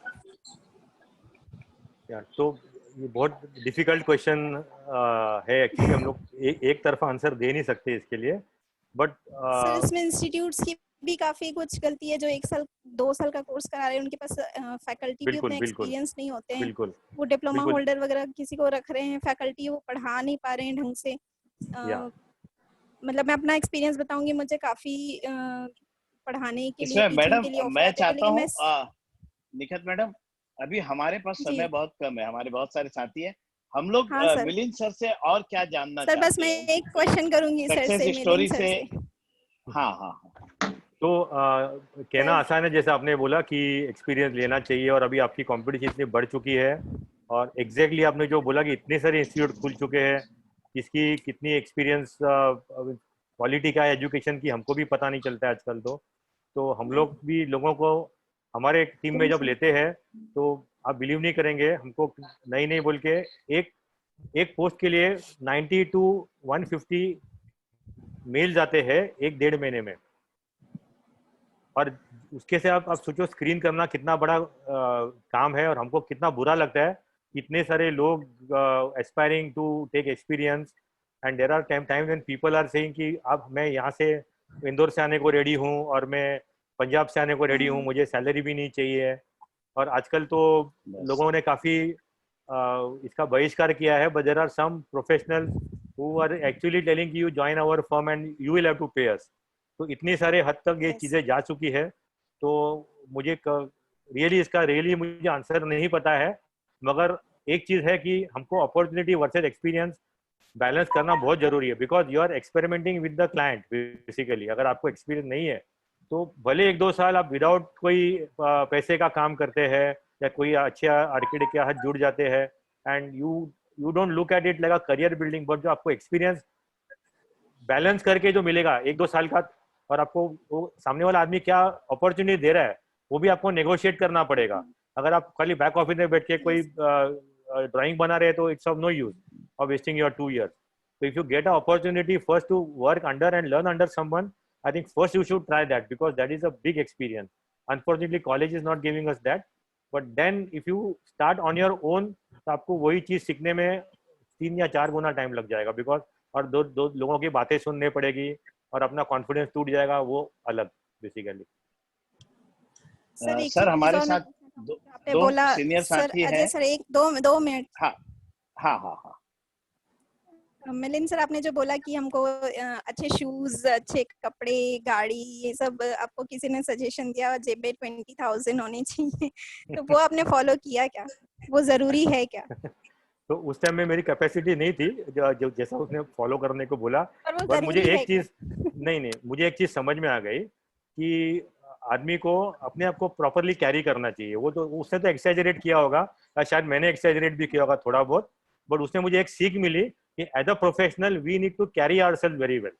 That is what we need to learn from that one particular advice. और आई चेंज माई सेल्फ। मैंने चप्पल पहनना छोड़ दिया कम से कम, और जूते पहन के जाना चालू किया, बाकी कोई चेंज नहीं कर पाया।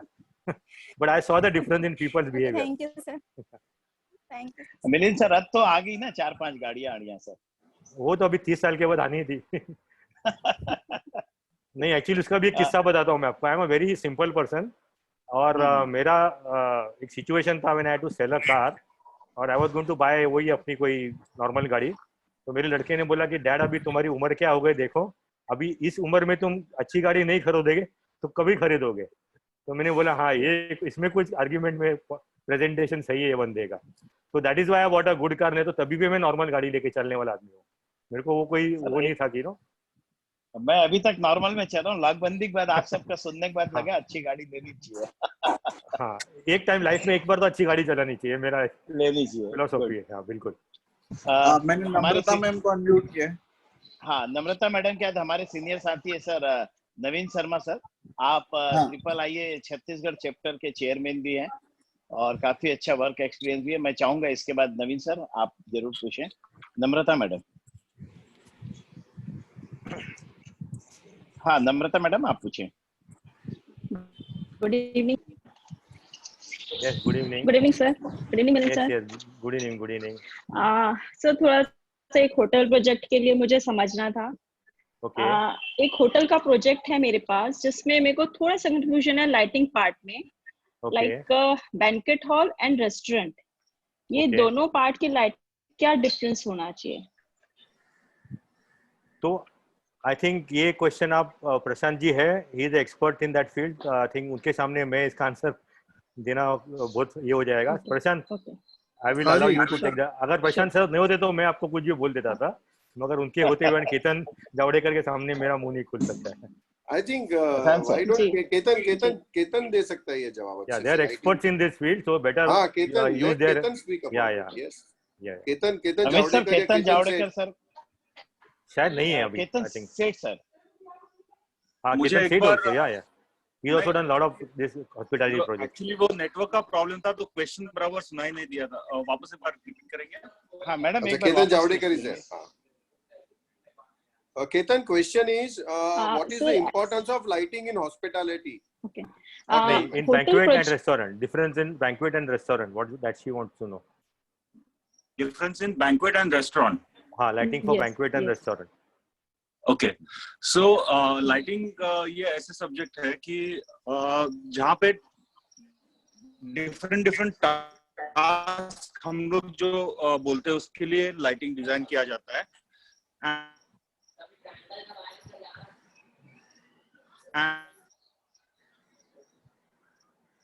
जावड़ेकर सर के स्पीकर में कुछ प्रॉब्लम है मुझे लग रहा है।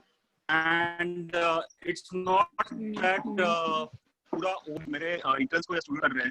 हेलो हेलो, हाँ सर थोड़ा स्पीकर में कुछ ऐसा है। सुनाई दे रहा है? यस सर, या अभी क्लियर है। यस। तो मैं ये कहना चाह रहा था कि लाइटिंग ये ऐसे सब्जेक्ट है which is a vast subject, that's why we have the lighting consultants, but basic अगर देखा जाए तो मैं स्टूडेंट्स को या इंटर्न्स को भी ये बताना कहता हूँ कि हर एक लाइट अगर आप प्रपोज करते हो तो उसका रीजन क्या है वो आपको पता होना चाहिए। आप यहाँ पे ये लाइट क्यों लगा रहे हो वो पता होना चाहिए। अभी जैसे हर एक स्पेस का रिक्वायरमेंट अलग रहता है। बैंक्वेट के जगह पे it's a ceremony, it's a celebration, तो अकॉर्डिंगली वो लाइटिंग होना चाहिए। वहां पे जनरल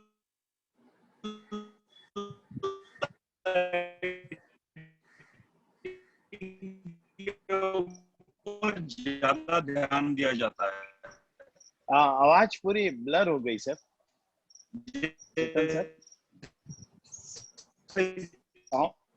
साउंड ब्लर हुआ,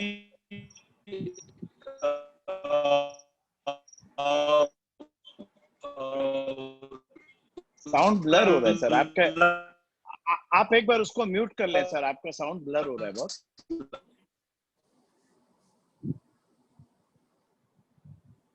अमित सर, अभी मैं टोटल टेक्निकल में स्क्वायर फुट। हेलो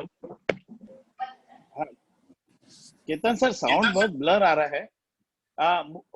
मुझे ऐसा लग रहा है कि जो हम मंडे से नए सेशन और डालेंगे सर, उसमें एक दिन इकोस्टिक सिस्टम पे, साउंड सिस्टम पे और लाइटिंग पे ऐसा कुछ अलग अलग एक प्रोडक्ट को लेकर भी हम लोग कर सकते हैं अपने पूरे सेशन में सर। ठीक है। क्यों प्रशांत सर, ज्यादा अच्छा रहेगा, उसमें हम क्लियरली समझा पाएंगे, क्योंकि लाइटिंग एक बड़ा फील्ड लग रहा है मुझे। इकोस्टिक सिस्टम का भी और भी ऐसे कई सारी चीजें हो सकती है जो आप लोगों को जानकारी में हो। प्रोबेबली कुछ आगे के सेशन कॉल निखिल दिवेकर करके हमारा अच्छे फ्रेंड, एकदम यंग बंदा है। आप you can think about calling. बहुत बढ़िया प्रेजेंटेशन उसने हमारे ऑफिस में आके भी किया था। आई think you should get him for this discussion lighting के लिए। मैं वही चाह रहा हूँ कि इसके जो और अपने एक्सपर्ट्स हैं, जैसे केतन जावड़ेकर सर का भी लाइटिंग पे, तो हम लोग स्पेशल एक सेशन ही उसी चीज का प्लान कर लें। हमारे पास टाइम भी है। एक काम करते हैं सर, अभी ये टॉपिक को मैडम आपका जो यहाँ पे एक बार वो करते हैं। चलेगा आपको? चलेगा सर। हाँ ठीक है। तो मिलिंद तो बहुत टेक्निकल आंसर है इसका एक्चुअली। हाँ टेक्निकल है और सही भी जाना चाहिए। मैं चाहता हूँ अपना निखिल से करता हूँ, डोंट वरी। हाँ, और मंडे को उसको सेट कर दें, डोंट वरी, है ना? चलो ठीक है, let's move to the next question. Okay. हाँ नवीन सर। सर एक और सर एक क्वेश्चन और है। नम्रता मैडम, टाइम बहुत कम है, साथी बहुत है। मैं मिलिंद चाहूंगा सर और any of the senior sir करना। श्योर बोलिए next time, no issue next time. जी जी, आप रुकेंगे तो लास्ट में हम और कंटिन्यू कर लेंगे, सेकंड रिपीट ले लेंगे। नवीन सर प्लीज। अजय जी लेने दीजिए उनको क्वेश्चन, मेरा कोई खास क्वेश्चन अभी मिलेंगे ऐसा नहीं है। नहीं, अगर ही हैज ऑलरेडी काफी साथी जुड़े हुए हैं सर, मैं चाह रहा हूँ कि हाँ। थैंक यू मिलिंद जी, आपने बहुत अच्छे से पूरे के पूरे लगभग एक अपने 30 सालों का निचोड़ रखा है। और मैं तो जरूर आपसे एक चीज सीखना चाहूंगा आज ले जाके, कि मुझे भी करीब 30 साल हो गए प्रैक्टिस करते, पर मैं अपना ऑफिस 7 बजे कभी बंद नहीं कर पाया। मेरी ऑफिस पता नहीं 10 बजे के पहले बंद ही नहीं होती है। मैं नहीं भी होता हूँ तो भी ऑफिस 10 बजे, बड़ा परेशान हूँ, नहीं भी रहता हूँ तो भी 10 बजे तक खुली रहती है ऑफिस। कुछ जो नीचे के स्टाफ है वो करते ही रहते हैं काम, तो मुझे अब कुछ ना कुछ सोचना पड़ेगा आज आपके सेशन के बाद कि 7 बजे कैसे बंद करूं, या उनको निकालने की धमकी देना पड़ेगा मुझे जो 10 बजे तक चालू। नहीं नवीन जी, ऐसा है कि बॉम्बे में बहुत सारे ऑफिसेज है जो लेट तक काम करते। सबसे बदनाम ऑफिस है जो हमारे हाफिज कॉन्ट्रैक्टर जी का है, जो रात को 11 बजे तक भी बैठे रहते हैं और काम चलते रहता है। तो अपने अपने ऑफिस का एक वर्किंग कल्चर है। पर मुझे क्या लगता है कि मैंने बहुत सारे अब अच्छे आपके अभी इंटर्न्स भी होंगे ये सेशन में अभी जैसे, तो बहुत सारे पेरेंट्स लोग कभी कभी मुझे आके पूछते हैं कि अरे मेरी बेटी रात को 11 बजे घर आती है, वो 10:30 बजे तक काम कराते हैं। तो मेरा पहले से ये फीलिंग रहा है कि अपने को प्रोफेशन तो है ही अपना, हमारा लाइफ भी तो है ना उसके बाद में। तो एक सर गर्ल्स को तो छोड़ देते हैं 6 बजे, लेकिन 10 साढ़े 10 के पहले बड़ा मुंबई में सर ट्रेवलिंग टाइम भी बहुत है, ट्रेवलिंग टाइम 2-2 घंटे होता है और आदमी इतना थक जाता है ट्रेन की ट्रेवल करने में कि अगर आपको आदमी अगले दिन फुल ताजा ये चाहिए। और आप बिलीव नहीं करेंगे, मुझे आज तक जो मैंने मेरे स्टाफ को डील दिया है ना कि 6:30 बजे तक तुम जी जान लगा के काम करोगे, इसमें तुमको मैं बख्शूंगा नहीं। But they have always not never let me feel आज तक कि कोई काम कम रह गया या छूट गया या कल पे स्पिल ओवर हो गया। सुबह जो टारगेट बना के देते हैं वो शाम को कंप्लीट करके ही जाते हैं। तो ये एक अपना अपना कल्चर है वर्किंग का। तो right I won't say which is good और बैड, अपना अपना। आप लोग का स्टार्टिंग टाइम भी बहुत अच्छा है सर, मैं समझता हूँ 9 साढ़े 9 बजे स्टार्ट हो जाता है आप लोग का ऑफिस। बिल्कुल 9:30 we start on the job, but there are people who work late. जी बोलिए। नरेश सर हमारे सीनियर इंटीरियर डिजाइनर है। मैं चाहूंगा अमित सर एक बार नरेश सर का करें। नरेश सर मैंने अनम्यूट किया। नमस्कार साहब। नमस्कार नरेश जी। मैं जो सवाल करने जा रहा हूँ हो सकता है उसका जवाब आप चंद सेकंड्स में न दे सकें, हो सकता है उसको मुलतवी भी करना पड़े, लेकिन ये बहुत एक काम की बात है। तो हमारा बैक ऑफिस स्टाफ मैनेजमेंट की बात है। जैसे कोई बंदा मेरा ड्राफ्टिंग करता है, वो ये चाहता है कि मैं प्रोडक्ट का नॉलेज भी मुझे चाहिए, और जो प्रोडक्ट का नॉलेज जो मार्केटिंग के लिए बंदा जाता है वो बोलता है मुझे सुपरविजन का भी नॉलेज चाहिए। और अगर मैं किसी को बांध के रख देता हूँ कि नहीं भाई तुम ड्राफ्टिंग करोगे, तो वो 8 महीने के बाद वो काम छोड़ के चला जाता है। तो आपके हिसाब से क्या सिस्टम होना चाहिए? तो नरेश जी ये सिचुएशन हमारे साथ भी हो रही है, इसमें कोई हमारे लिए नया सिचुएशन नहीं है ये। तो हम लोग इनको क्या बोलते हैं कि आपको ये नॉलेज चाहिए तो नॉलेज आपको ऑफिस वर्किंग आवर्स में ही चाहिए क्या? क्योंकि हमारी साइट तो 24 घंटा चलती रहती है, खुली रहती है। अगर आप ड्राइंग कर रहे हो और आपको जाके साइट पे देखना है कोई चीज को, तो आपको उसकी रिस्पॉन्सिबिलिटी देने की जरूरत नहीं है। आपको देखना है, आपको खुद को समझना है, पार्ट ऑफ द प्रोजेक्ट रहना है। तो आप भले ऑफिस से 1-1.5 घंटे पहले निकल जाओ, जैसे डिपेंड ऑन डिस्टेंस, और आप जाके साइट पे देखो, करो, आओ, अगले दिन हमसे शेयर करो क्या क्या एक्सपीरियंस रहा, क्या क्या आपने नोटिस किया। तो उनको थोड़ा सा मैं ऑफिस में से 1 घंटा बोलो, आधा घंटा बोलो, depend on the distance of the office, ऐसा मैं उनको एक ऑप्शन देता हूँ। मगर मैंने एक चीज देखा है कि जब उनको ये ऑप्शन दिया जाता है तो they are not willing to go to the site. और आप उनको बोलो ऑफिस के टाइम में साइट पे जाओ तो they are ready to do at the cost of office. तो they want experience at the cost of the work, which is not fair as per me, because if they are going to get expertise in one zone, they cannot perform in all the zones, and there are offices जो फिर मुझे वो formula करना पड़ेगा कि रात को फिर तुम्हारा स्पिल ओवर हो गया तो 10 साढ़े 10 रात को काम करो, तो you can't have an cake and eat it too बोलते वाला हिसाब हो जाता है थोड़ा सा ये। तो हम लोग के टीम में भी है ऐसे सिचुएशन आते हैं, but I have not told him कि मैं नहीं दूंगा, मैं दूंगा, but again there is a deal number 2। जैसा डील नंबर 1 है 6:30 बजे आना है तो टारगेट कंप्लीट करना है, डील नंबर 2 चाहिए तो आधा एक घंटा मैं पहले तुमको छोड़ दूंगा, बट तुम सिर्फ साइट पे नहीं जाओगे, नेक्स्ट डे लाके रिपोर्ट भी लाके दोगे हमको कि ये मेरे साइट पे मैंने ऑब्जर्व किया और ये चीज सही जा रही है, ये नहीं जा रही है। तो देन थोड़ा सा उनका कॉन्फिडेंस मुझे थोड़ा कम दिखाई देता है। But there will be people who want to grow, who are super charge, they have got the fire in them.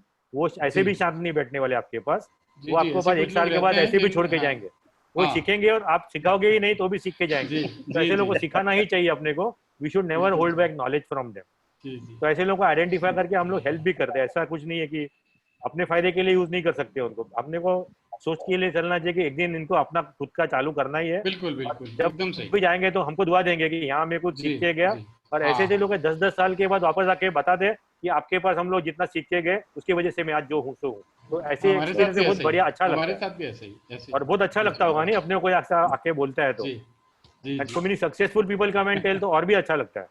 तो this is the part and parcel how we take care of our team. Sir हमारे साथ Rijul sir हैं, आप past president रह चुके हैं हमारे triple ID में और करंट में अभी ट्रेजरर भी हैं। मैं चाहूंगा रिजुल सर को एक बार अनम्यूट करें, रिजुल सर की बातें एक बार हम सुने। रिजुल सर नमस्कार। हाँ जी रिजुल जी सर नमस्ते। सर आपने सब कुछ कवर तो कर ही लिया, मेरे पास सवाल बचा है कुछ पूछने के लिए, सबने सारे सवाल पूछे। अभी आप ट्रेजरर हो, कोई स्क्रूटनी करनी, कोई ऑडिट करनी है तो एक बार देख लो बराबर। पेमेंट रिलेटेड सवाल पूछ लीजिए। नहीं पेमेंट रिलेटेड अभी आया नहीं, बस ऑडिट की आएगी तो फिर मेरे को पूछना पड़ेगा। Okay okay. अभी तक सब शांति पूर्वक चल रहा है।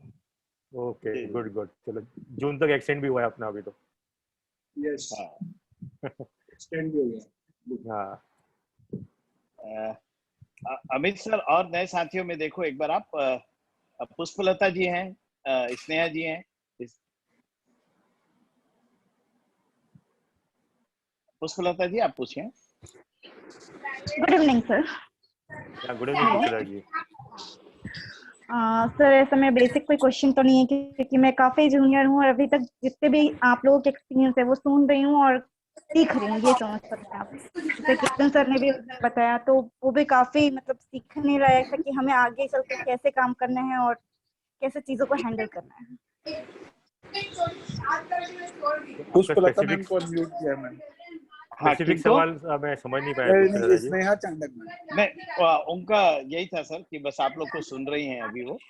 हाँ जी हाँ जी। स्नेहा मैडम, प्रद्युम्न सर भी है हमारे यंग डायनामिक है। तो ऑल द बेस्ट आपको।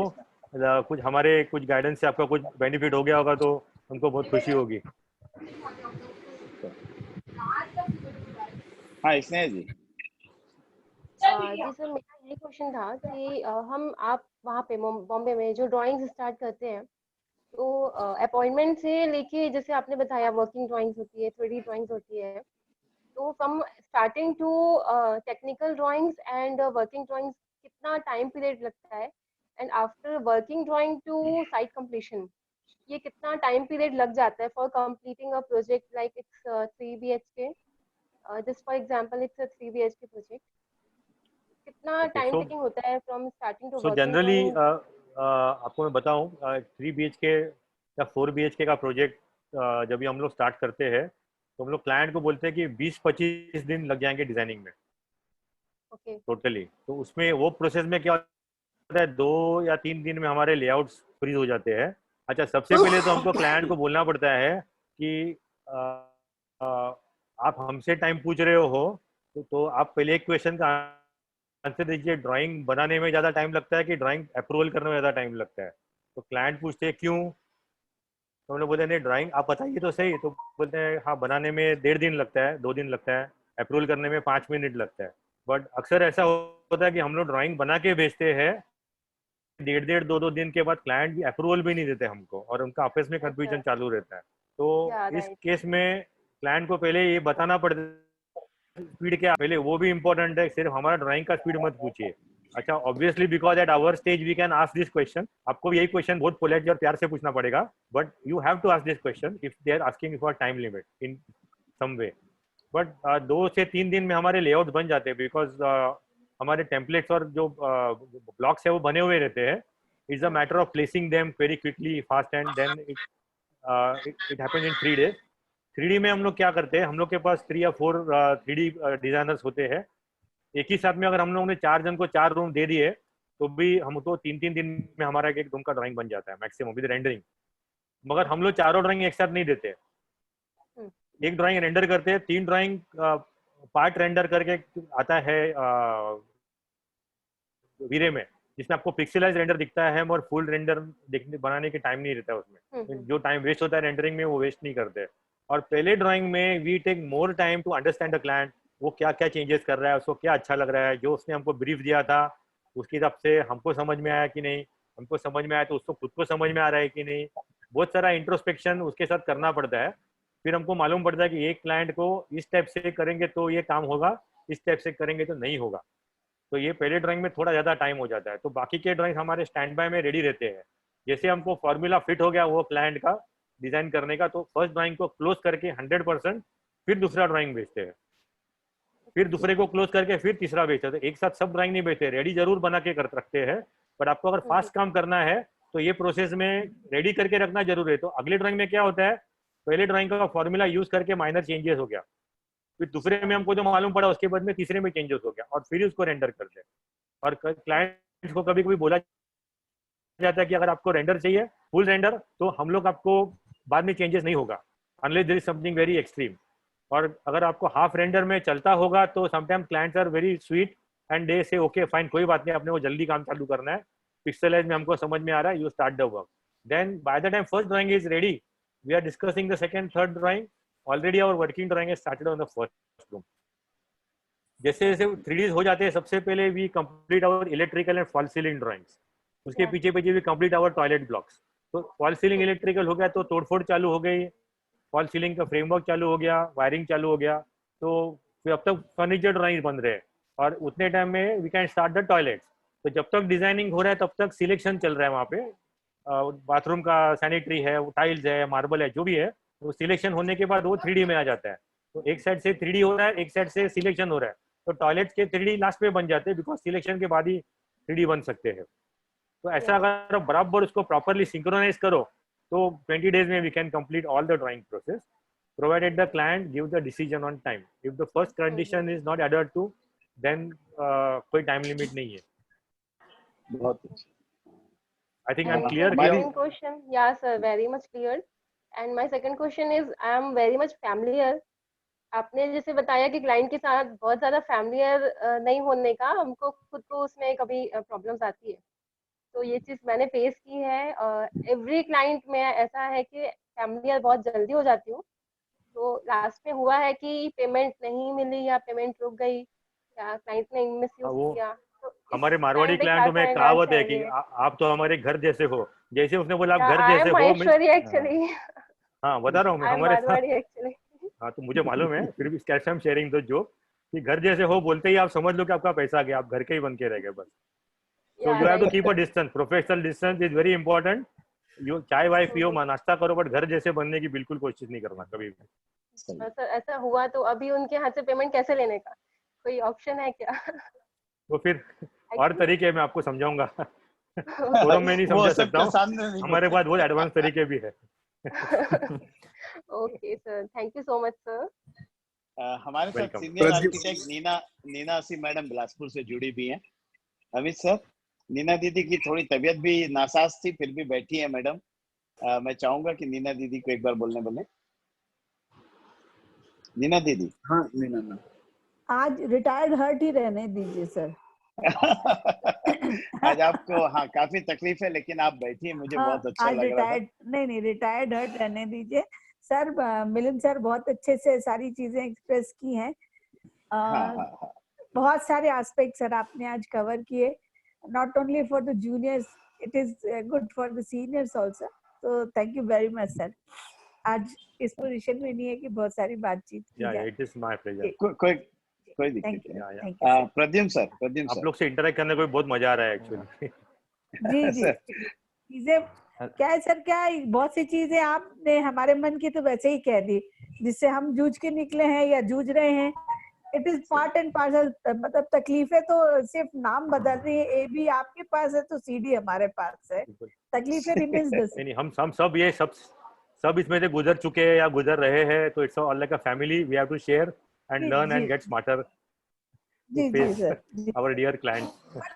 मेरा ये कहना है कि जो चीजें हैं जो कई बार बहुत सारी ओवर प्रेजेंटेशन जो मार्केट में फैली हुई है उससे भी क्लाइंट बहुत ज्यादा भटकता है। ऐसा होता है, रिसेंटली अभी कहीं कुछ हुआ भी ऐसा, पर वो लास्ट दिन उसने बोला कि ओल्ड इज गोल्ड, तो मैं बोली जीते रहो, तो बहुत जोर से हंसा उस बात पे। तो thank you so much for sharing. Actually हमारा जो प्रोफेशन जो नहीं, this profession is more about internal confidence between the architect and client. Yes yes, बहुत सारे मैंने देखे सीनियर आर्किटेक्ट्स है, उनके क्लाइंट उनको प्रेजेंटेशन कुछ भी आप करो उनको कभी नहीं छोड़ेंगे, because they have got so much love and faith with that person कि कुछ भी काम निकलेगा they will blindly trust that architect. So that bond you cannot compare with presentation and new technology. That's a different criteria altogether. जी जी जी, कई बार ये चीजें ही आपको मतलब 10 में से 2 ये ऐसे क्लाइंट होते हैं जो 8 गड़बड़ क्लाइंट्स को ओवरकम कर जाते हैं। ये 2 की एनर्जी उन 8 के बराबर की एनर्जी के बराबर होती है। यही 2 ड्रैग करते हैं आपको to remain in the profession, to be noble in the profession. These are the 2 person वो जो 8 को बराबरी से खींच ले जा सकते हैं। आपने परफेक्ट प्रोपोर्शन निकाला एकदम, 2 and 8 का जो प्रोपोर्शन है बहुत ही परफेक्ट बताया मुझे अभी। We all have the same proportion, और ये 2 जन को छोड़ देना चाहिए। नहीं सर, यही है जो आपको जमा करके रख रहे हैं सर, यही है जो ग्राउंडेड रखते हैं आपको। जी सर। मिलिंद जी, हमारे बैट्समैन लोग को देख लो, रिटायर्ड हट होके भी इतनी अच्छी पारी खेल देते हैं। बिल्कुल बिल्कुल। Pradyumna sir. Hello Milind sir, by the way आपको सुन के काफी अच्छा लगा। हेलो। हाँ, मैं आपसे बात करने के लिए वेट कर रहा था एक्चुअली। अरे it's nice to hear sir that actually काफी सारी अपनी हैबिट्स ऑलमोस्ट जो आप बता रहे हैं मैं ऑलमोस्ट सारी चीजें फॉलो करता हूँ, अपने पेमेंट स्लैब्स, अपने designing patterns, and I also start with 3D। मैं स्टार्ट ही 3D से करता हूँ एंड उसी के बाद डिजाइन मैं प्रोवाइड करवाता हूँ। ऑलमोस्ट चीज़ों में सिमिलरिटी है एंड बाकी सब ने पूछा, बट मैं आपके बारे में बताना चाहता हूँ कि आपने एक पॉइंट रखा था, you don't know that in which designing field you are, एक स्पेशलिटी आपकी किस में है। But sir I notice that आप एज मैं मैगजीन्स एंड जितने लोगों को मैं जानता हूँ उनके प्रोजेक्ट्स डिटेल्ड मैं एक्सप्लोर करता रहता हूँ। आपका जो बाथरूम आप जो डिजाइन करते हो it's superb.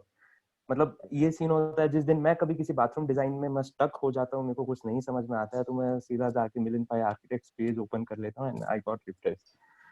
And in that case आपका एक प्रोजेक्ट था सर 2018 में, मेरे को एक प्रोजेक्ट मिला था राजस्थान का एंड उसमें मंदिर घर का पूजा रूम बनाना था एंड काफी अच्छा खासा बजट था पूजा रूम का।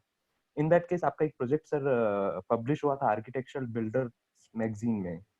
Okay, I don't remember that project, but उसमें एंड आपने एक मंदिर जो डाला था फोटो, अपन दोनों का प्लान एंड आर्किटेक्चर एकदम सेम था। उसके ऊपर मैंने एक 3D बनाया था, मैं I will definitely send you sir, वो आपके इंस्पिरेशन मैंने बनाया हुआ है, कॉपी नहीं है बट काफी चीजें इंस्पायर्ड है। Actually we believe in sharing whatever we think is good, because हमको इतने फॉलोअर्स भी इसीलिए है ऑल ओवर इंडिया कि हम लोग कोई भी चीज ऐसा सिक्रेटिव रखने की सोचते नहीं होगी। We are at a stage today where we have to share.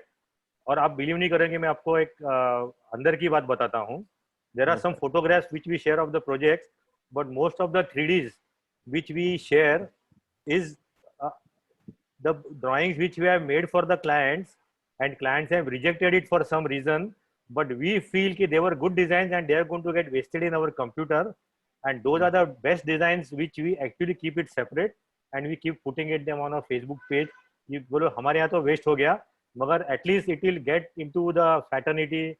कोई नहीं तो आप जैसे हम लोग बोले, कोई कारपेंटर भी देख के अगर उसको डिजाइन बनाएगा तो भी बेचारे का भला हो जाएगा। And no doubt no design expertise is shared, and when we need to get better than that, you know, what we are sharing. So every time it pushes us to do better and better. What we are sharing is actually gone. Now next stage is to do something better than what we are shared. ऐसा philosophy से हम लोग डालते रहते हैं all the time.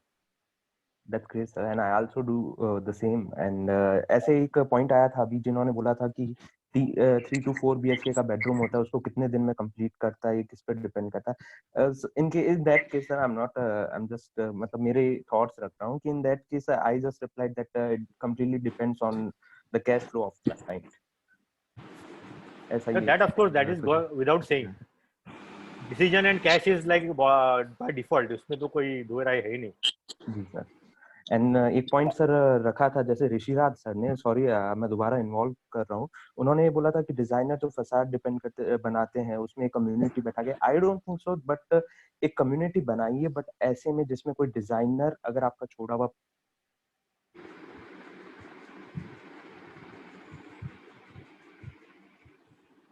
Pradeep ji sound आपका वो हुआ है. हाँ म्यूट हो गया एकदम.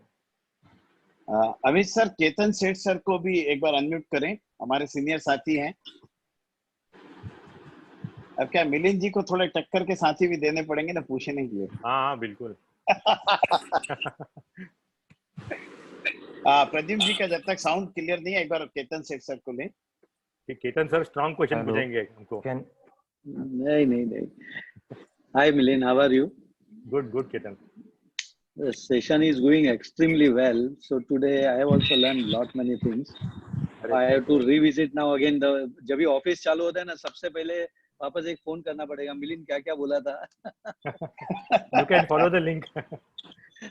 Yes, that's the easiest way. But this is the way I can remain in touch with you. Yeah, always. Okay, everything is superb. You are following fantastic formats. You have wonderful formats in your office, and lot of things now we have to start incorporating to make our process also better. So we all are learning at the same time.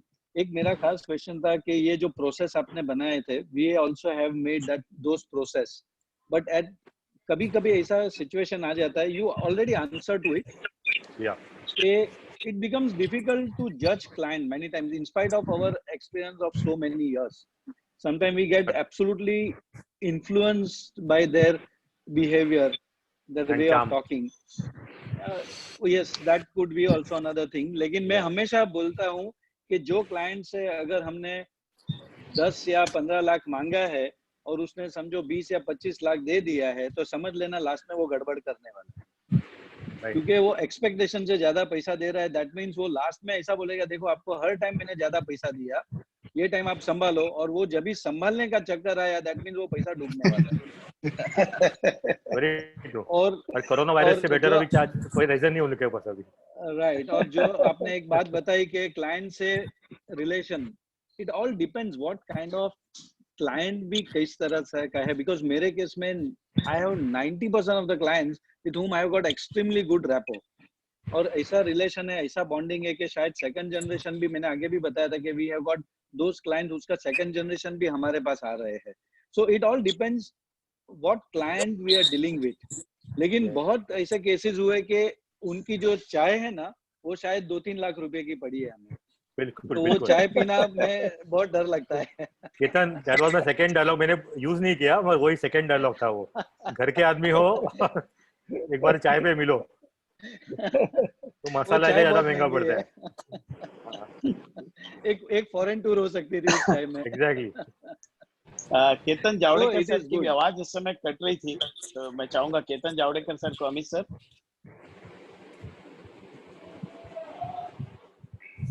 Prashant sir, आप भी कुछ पूछना चाहें Milind sir से? Ketan Javadekar sir unmute हो गए. ठीक है, प्रशांत सर. हाय केतन, आवाज आ रही है अभी? बिल्कुल. हाँ सर, आ रही है. Extremely good session. Thank you Milind so much for these wonderful tips. बहुत कोशिश करता हूँ मैं ये सब और जो प्रोटोकॉल्स आपने बताए, बट कहीं कुछ रह जाता है. तो अभी वही जैसे केतन सेठ ने बताया कि अभी वही चालू करना है कि लॉकडाउन के बाद वो सब पूरे प्रोसीजर्स री इन्वेंट करना चालू करना पड़ेगा और फॉलो करना चालू पड़ेगा. But it's very good session Milind. Thank you so much. Thank you so much Ketan. चाय पीना बंद करना पड़ेगा ऐसा. तो केतन से कॉम्प्लीमेंट मिलना बहुत बड़ी बात है केतन भाई। अरे बस नहीं। मैं इसमें एक चीज बोलना चाहूंगा मिलिंद सर, हाँ जी। क्लाइंट के साथ पीना बंद करो, आप हम लोग के साथ चाय पीना चालू करो, फायदे में रहेगा। जी वो भी भारी पड़ेगी। तो चाय में कोई बुराई नहीं है, भारी पड़ेगी हमको। चाय में कोई बुराई नहीं, कौन से सर्कमस्टेंसेस में आप चाय को हाँ बोल रहे हो उसमें बुराई है। मिलिंद लास्ट में ऐसा हो जाएगा, बहुत चाय पीने के बाद हमको ऐसा नहीं होगा कि लेने के बदले देने को जाना पड़े उनको पैसा। हाँ वही। ये 2-3 डायलॉग मैंने बहुत पहले सुनते थे हम लोग। सबसे पहला डायलॉग सुनने को मिलता है वो हमारा सर्कल बहुत बड़ा है। ये बहुत लोगों ने सुना होगा। तो ऐसे बहुत डायलॉग मैंने बाया। इसकी डायलॉग की लिस्ट 10 क्लाइंट मिल जाएगा। हाँ बस ये डायलॉग की लिस्ट मेरे पास पूरी है। बोला भी सबके सब आज क्यों यूज कर लूं पूरे, बट ये सब मजा आता है सुनने के लिए और याद करने के लिए सब। सही है प्रशांत सर, आप मिलिंद सर से कुछ पूछना चाहेंगे? हाँ नहीं, मैं एक्चुअली क्या हुआ, मेरा आवाज बंद था, अभी चालू हो गया, तो मैं तभी आपने पूछा तब बोल नहीं पाया मैं।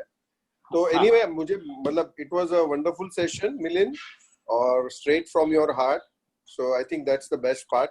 और उससे बहुत सारी चीज खुल के बताई, मतलब उसका स्ट्रगलिंग फेज, मतलब जैसे बोलते हैं ना एक्सीडेंटल प्राइम मिनिस्टर, ऐसा ही एक्सीडेंटल आर्किटेक्ट बन गया है, and how successful he is. So जहाँ अपनी डेस्टिनी होती है, ईश्वर जहाँ लेके जाता है, तो आदमी फिर आगे कहीं ना कहीं बढ़ जाता है। और पुरुषार्थ है, मेहनत है, सिंप्लिसिटी है, तो बहुत सारी चीजें सीखने को मिली, सुनने को मिली, अच्छा लगा। और बहुत अच्छा आइडिया दिया उन्होंने कि हम लोग लाइटिंग, जैसे आपने भी कहा अजय जी, और फिर उन्होंने सजेशन दिया हो, तो आई थिंक एक अलग फ्लेवर नेक्स्ट वीक में देते हैं थोड़ा सा लाइटिंग। हाँ, मंडे से मैं वही चीज चाह रहा हूँ सर कि हम थोड़ा सा, और मेरे को लगता है सैटरडे संडे 2 दिन का ऑफ भी देते हैं अभी वीक का। हाँ अभी ऑफ देते हैं। एक अपना खाली वो एक सेशन, पेंटिंग का सेशन बचा है। हाँ, पेंटिंग का केतन सर का कैसा प्लान है कल? केतन कल करना है कि केतन जावड़ेकर, हाँ कैसे भी आप बताइए, कल करना है या फिर आप बॉबी का भी देख रहे थे, वो भी अच्छा है ओरिगामी का। हाँ तो वो फिर नेक्स्ट वीक में सेट करें सब, मंडे के बाद। सर मेरे को लगता है मंडे से करते हैं, अभी अपना 5 दिन का सेशन चला है, तो एक बार अपन और लोगों को जोड़ने की भी कोशिश करते हैं इसमें, थोड़ा और ज्यादा लोगों को। ठीक, तो वो ज्यादा अच्छा होगा। और ठीक है, 2 दिन हम सबको भी जब कमी खलेगी अभी इस सेशन की, तो मेरे को लगता है और नई एनर्जी के साथ ज्यादा अच्छे से लोग जुड़ पाएंगे। बिल्कुल बिल्कुल वो चीज को करते हैं। अभी अमित सर कोई साथी और छूट रहा है ऐसा लग रहा है, जो पूछना चाह रहे थे कुछ? मैं पूछना चाह रहा हूँ सर ने कुछ डिमांड की। राहुल दुआ सर ने एक मैसेज डाला था, आप उसको देख लो, सर को फॉरवर्ड करिए। सर मैंने मैसेज में एक अर्जी लगाई थी सर के आगे। हाँ कि क्या है कि काफी सारे ऐसे एग्जीबिशंस और सारे आर्ट वर्क्स होते हैं ऑल ओवर इंडिया, और ये सारी चीजें चलती हैं जिसमें हम चीजों को एक्सप्लोर कर पाते हैं। हमारे इंटर्न्स उसमें जाते हैं तो वो काफी सारी चीजों को एक्सप्लोर करते हैं।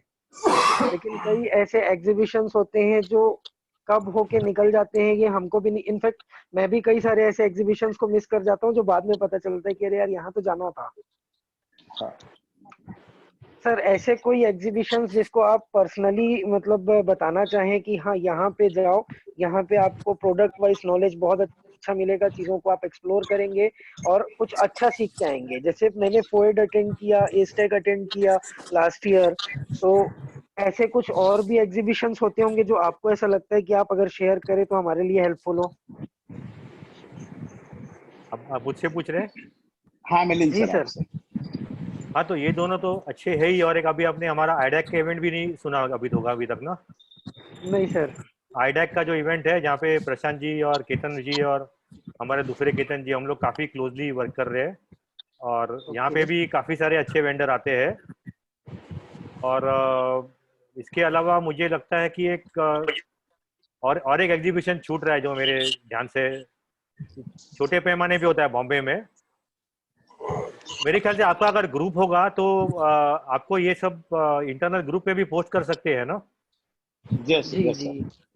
जैसे दिल्ली में Ketan, which is that exhibition which this people did? ID हुआ था। ID show. तो ID show is about all very high end products in residential sector. उसमें बहुत गिने चुने प्लेयर्स आते हैं but they are all for very high-end projects. So interior के लिए बहुत अच्छा एग्जीबिशन है वो। हाँ, बहुत अच्छा है। Actually, I just want to know what is the source of getting knowledge of this type of exhibitions? Like आपने जैसे बताया ID show, information you mean to say? Invitations तो आते रहते हैं। अगर आपका ग्रुप है तो I think we can source and make sure we put in your group and हाँ, अजय जी को फॉरवर्ड करेंगे तो ग्रुप में फिल बिल्कुल आगे से हम लोग करते रहेंगे। आप मुझे फॉरवर्ड करेंगे, मैं अपने पूरे ग्रुप में करूंगा। बिल्कुल हो जाएगा, डोंट वरी। पुष्पलता मैम को अनम्यूट किया है मैंने। हाँ पुष्पलता जी। सर फिर से एक बार एक क्वेश्चन करना चाहूंगी।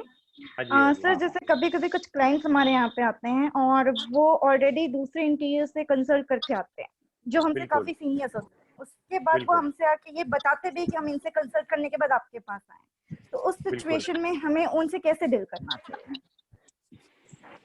तो देखो ये तो सबके साथ होता है, सिर्फ आपके साथ नहीं हो रहा है। तो ये ऐसा नहीं है कि कोई क्लाइंट दो टाइप के होते हैं। एक तो जेन्युइनली अपने से फेथफुल होते हैं, हमारे पुराने रेफरेंस होते हैं, या उनको हमारा काम इतना पसंद आ गया है कि उनको और किसी के पास जाने की जरूरत ही नहीं लगी। ऐसे टाइप के ड्रीम क्लाइंट्स होते हैं। और दूसरे क्लाइंट्स ऐसे होते हैं जो अपने को बताते हैं और कोई बताते भी नहीं है, बस 3-4 जगह ऑलरेडी वो एक्सप्लोर करके आए हुए रहते हैं। अभी आपको ये चीज़ क्यों बता रहे हैं कि मैं बड़े इंटीरियर्स के पास जाके आया हूँ या मैं 5 इंटीरियर्स के पास जाके आया हूँ, इसका रीज़न आप भी समझते हो। या तो आपको कोई कॉम्प्लेक्स देना चाहते हैं, या तो आपको कोई फी में दबाना चाहते हैं, या तो आपसे कोई फ्री में काम करवाना चाहते हैं। तो ये सम ऑफ द मेन रीजंस है जो आपको भी एक्सपीरियंस हो चुका होगा इस चीज़ों का। तो this is a part of the game. अभी इनको कैसे कन्वर्ट करना है, अभी हम लोग के पास ऐसे जब भी क्लाइंट्स आते हैं 4 जगह से जाके, तो हमारे एक्सपीरियंस के हिसाब से ना हमको इतना पता रहता है कि वो XYZ आर्किटेक्ट के पास गए तो उनको क्या फॉर्मूला मिला होगा, ABC के पास गए तो क्या फॉर्मूला मिला होगा, QRS के पास क्या फॉर्मूला मिला होगा।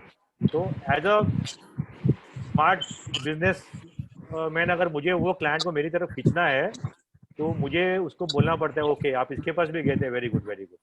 तो आपको उन्होंने ऐसे बताया होगा और आपको ये इतना फीस बताया होगा, और ये तो साइट पे पूरे प्रोजेक्ट में 2 ही बार आते हैं, आपको ये भी मालूम होगा। तो हम लोग तो ऐसा नहीं करते, हम लोग तो हमारा ये फॉर्मूला है, this is the way, we are better than that. और किसके पास गए थे? बोला अच्छा XYZ के पास गए थे, ओके ओके। बोला वो तो बहुत बढ़िया आर्किटेक्ट है और उनको व्हाइट कलर के सिवा दूसरा कोई थीम आता ही नहीं है करने को, तो आपको सिर्फ व्हाइट कलर का डिजाइन करना है क्या? So no, you should understand the market. You should know who are your competitors. You should understand their strong points and weak points. If they are stronger than you, then you have to say yes, they are very good designers, but probably I will do at lesser fee or whatever.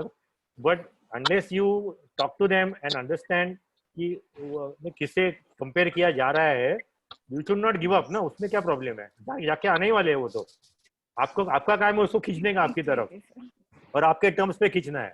तो आपको उसका पूरा knowledge होना चाहिए कि किसके पास गए थे और उनका क्या वीक पॉइंट है, क्या स्ट्रॉन्ग पॉइंट है। तो बड़े आर्किटेक्ट का अपना प्रॉब्लम होता है, छोटे आर्किटेक्ट के पास गए होंगे तो और प्रॉब्लम होते हैं। आपको उसको कैसे आपके सेल्स स्टॉक में कन्वर्ट करके क्लाइंट को अपना बनाना है, ये आपका स्किल है। तो इससे डरने की कोई जरूरत नहीं है, it is you to be smart.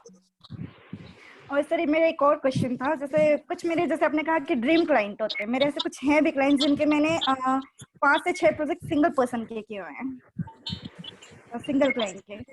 तो वैसे क्लाइंट्स 2-3 प्रोजेक्ट्स करने के बाद जब आपको चौथा ऑफर करते हैं तो वो ये भी कहते हैं कि इस बार हमें कम चार्ज करिए क्योंकि हमारे पास और भी इंटीरियर्स है। तो उस टाइम में हमें कैसे डील करना चाहिए? वो भी जानते हैं कि उनको काम हमें से कराना है और वो आगे पहले भी वो 3 प्रोजेक्ट हमसे करा चुके हैं, चौथा प्रोजेक्ट भी हमसे ही कराना था, बट वो ये एक्सपेक्टेशन रखते हैं कि इस बार हम उससे नेगोशिएट करें। तो नेगोशिएट का कैसे उसको आप पुट अप करेंगे वो सिचुएशन भी डिपेंड करता है। मगर एक चीज है कि आपके 3 जो आपने काम कर चुके हैं वो तीनों काम में आपने कुछ उनको वैरायटी दिया है कि आपके सब प्रोजेक्ट सिमिलर दिखते हैं और इसीलिए वो सोचो कि अभी सारे वेरिएंट्स है ना। हाँ सर, ऑफिस है, कोई सैलून है, कोई बंगलो है, उनका फ्लैट है, नहीं जो काम करने का जो पैटर्न है या जो डिजाइन की स्टाइल है, सभी डिजाइनिंग स्टाइल अलग अलग है। तो फिर आपकी बार्गेनिंग पावर स्ट्रांग होनी चाहिए उसके सिचुएशन में। फिर अगर आपके पास वैरायटी नहीं है तो आपकी बार्गेनिंग पावर वीक हो जाती है, क्योंकि क्लाइंट सोचता है कि चलो अभी उसको कैसे नाराज करे या कोई अपने मेहरबानी कर रहा है इसीलिए अपने को काम दे। अगर अपना काम बेटर होते ही जा रहा है और अच्छा होते ही जा रहा है तो actually you should use it like your bargaining tool and tell them कि सर मेरा काम तो बेटर होते ही जा रहा है उल्टा। और जब भी मैंने पहले आपका काम किया तो मेरे पास 5 ही क्लाइंट है, आप आज मेरे पास 25 क्लाइंट है और 25 के 25 मेरे को ये रेट में काम करवा रहे हैं, तो फिर आप ही सोचिए कि मेरे को किस खुशी में आप काम करवा रहे हो। मेरा काम कुछ आपको 19 लग रहा है तो बताइए, नहीं तो फिर। मिलिंद जी, आपका ये आखिरी वाला फार्मूला एकदम परफेक्ट है कि समय के साथ हमने काफी तरक्की की तो अब हमारी फीस बढ़नी चाहिए। ये बात अगर रखते हैं तो कम से कम पुरानी फीस तक तो प्रॉपर आता है। मैनी आर्गुमेंट ये सही है और ये सही भी है, ये सही भी है। ये तो एक ही दो मेरे ध्यान में आ रहा है बता रहा हूँ, बट अभी हम लोग क्लाइंट के सामने बैठते हैं ना तो भी क्लाइंट हमारे हाथ से जाने की हमको सिचुएशन दिखती है तो और 10 फॉर्मूला हमारे दिमाग में आ जाते हैं फटाफट, उसको छोड़ना नहीं कभी भी, उसको कन्वर्ट करके ही जाना। एक क्लाइंट बोल के जाना चाहिए आपको तरीका है हमको पटाने का, मैं अभी मान रहा हूँ। बिल्कुल बिल्कुल, तो that is the art exactly. Client को जाने नहीं देने हद से और रेट भी कम नहीं करना है, दोनों होना चाहिए। केतन सेठ सर कुछ पूछना चाह रहे हैं, मैं चाहूँ केतन सेठ sir. No, I'm just trying to add something what Milind said. Milind says fantastic. जैसे वो आगे बताया कि क्लाइंट टेस्ट करता है हमें कि 4 डिजाइनर के पास जाके आया हूँ। Even we also face a similar situation in today's time also. So it happens, then it becomes more challenging for us. See, कभी-कभी ऐसा होता है कि हम भी थोड़े कैजुअल हो जाते हैं, हमारा भी अप्रोच थोड़ा इजी रहता है जब तक ये इन्फॉर्मेशन नहीं आती है। The moment when we come to know कि वो क्लाइंट ने कोई कॉम्पिटिटर खड़ा करके रख दिया है, शायद वो जेन्युइन भी हो सकता है और या तो वो हमें इंस्पायर्ड भी कर रहा है इनडायरेक्टली, यानी वो बोलते हैं ना ताव देते हैं वो हमको, तो and genuinely it has worked very well for us. वो जब भी ऐसी चैलेंज छोड़ के जाता है ना, हम सब अलर्ट हो जाते हैं, पूरे स्टाफ को बोलते हैं अरे भाई अगर ये हमने नहीं किया ना तो उसके पास और एक पड़ा ही आदमी, and we start performing so well, और फिर वो कन्वर्जन अपना बहुत ज्यादा बेटर हो जाता है। Very true, very true. Then we can talk with conviction. या एक एग्जांपल में अभी केतन सर ने बोला तो मेरे को एक एग्जांपल याद आ गया। हमारे एक क्लाइंट है, उनके हम लोग 15 ईयर्स से काम कर रहे हैं एक्चुअली, और ये 3 भाई है, तीनों भाई के घर में हमने काम किया। तो आउट ऑफ दैट एक भाई है, he is very very faithful to us and he likes our work of working and he is a very eccentric fellow. बहुत हाई टेम्पर है और उसका बहुत ही ऐसा, उसको संभालना बहुत मुश्किल है। तो उसको एक फीलिंग है कि मिलिंद भाई एंड कन्हैया भाई उज माय पार्टनर, नो, आप दोनों ही मेरे से काम कर सकते हो और कोई आर्किटेक्ट मेरे से काम ही नहीं कर सकता। That is the compliment he has given us. तो जब भी उन्होंने और भी नया प्रॉपर्टी खरीदा है, ओमकार करके नई बिल्डिंग आई है वर्ली में, तो ही केम एंड टोल्ड अस कि मिलिंद भाई अभी क्या हुआ है ना कि मेरे तीनों फैमिली में बात हुई है, दोनों भाई बोल रहे हैं कि अभी हम लोग आर्किटेक्ट चेंज करते हैं, क्योंकि अभी उनका मिलिंद भाई का स्टाइल अभी तीनों घर में हो चुका है, पता नहीं चौथे घर में सिमिलर दिखेगा। तो I gave exactly the same proposal कि मैं 2 रूम बना के दिखाता हूँ, आप आपके फैमिली में भी दिखा दीजिए और उसके बाद में आप ही डिसीजन लीजिए, और आगे मुझे बताने की जरूरत नहीं है। जब आदमी इतने चैलेंज पे आज उतरता है ना, तभी वो अपना पूरा जान लगा देता है और काम तो मिलके ही रहना है। ऐसा तो सही तरीका से। तो साथियों, मुझे लगता है आज बहुत अच्छी चर्चा हुई है। हमारे लगभग पूरे पॉइंट्स भी आए। सर ने अपने टर्निंग पॉइंट से लेकर प्रारंभिक स्ट्रगल से लेकर एक ऊंचाई पर आकर कैसा बिहेवियर रखना चाहिए, कैसे अपनी टीम को तैयार करना चाहिए, कैसे सिस्टम फॉलो करने चाहिए, और जब शुरू से अंत तक का अपना सफर चलता है सर, तो मुझे लगता है कि जितने एज ग्रुप के लोग या जितने एक्सपीरियंस के साथी हमारे साथ रहते हैं, लगभग इसमें 3 इयर्स के भी हैं, 10 इयर्स के भी हैं और फिर 30 इयर्स के भी हैं। तो हर एक्सपीरियंस के साथी को उसके मतलब की चीज आपकी इस जर्नी से मिलते जाती है। तो यही हमारा मकसद भी है कि हम आप लोगों के अनुभवों से सीख सकें, हमारे जो छत्तीसगढ़ के डिजाइनर साथी हैं वो इन चीजों को सीख सकें और आने वाले अपने कल को और बेहतर कर सकें।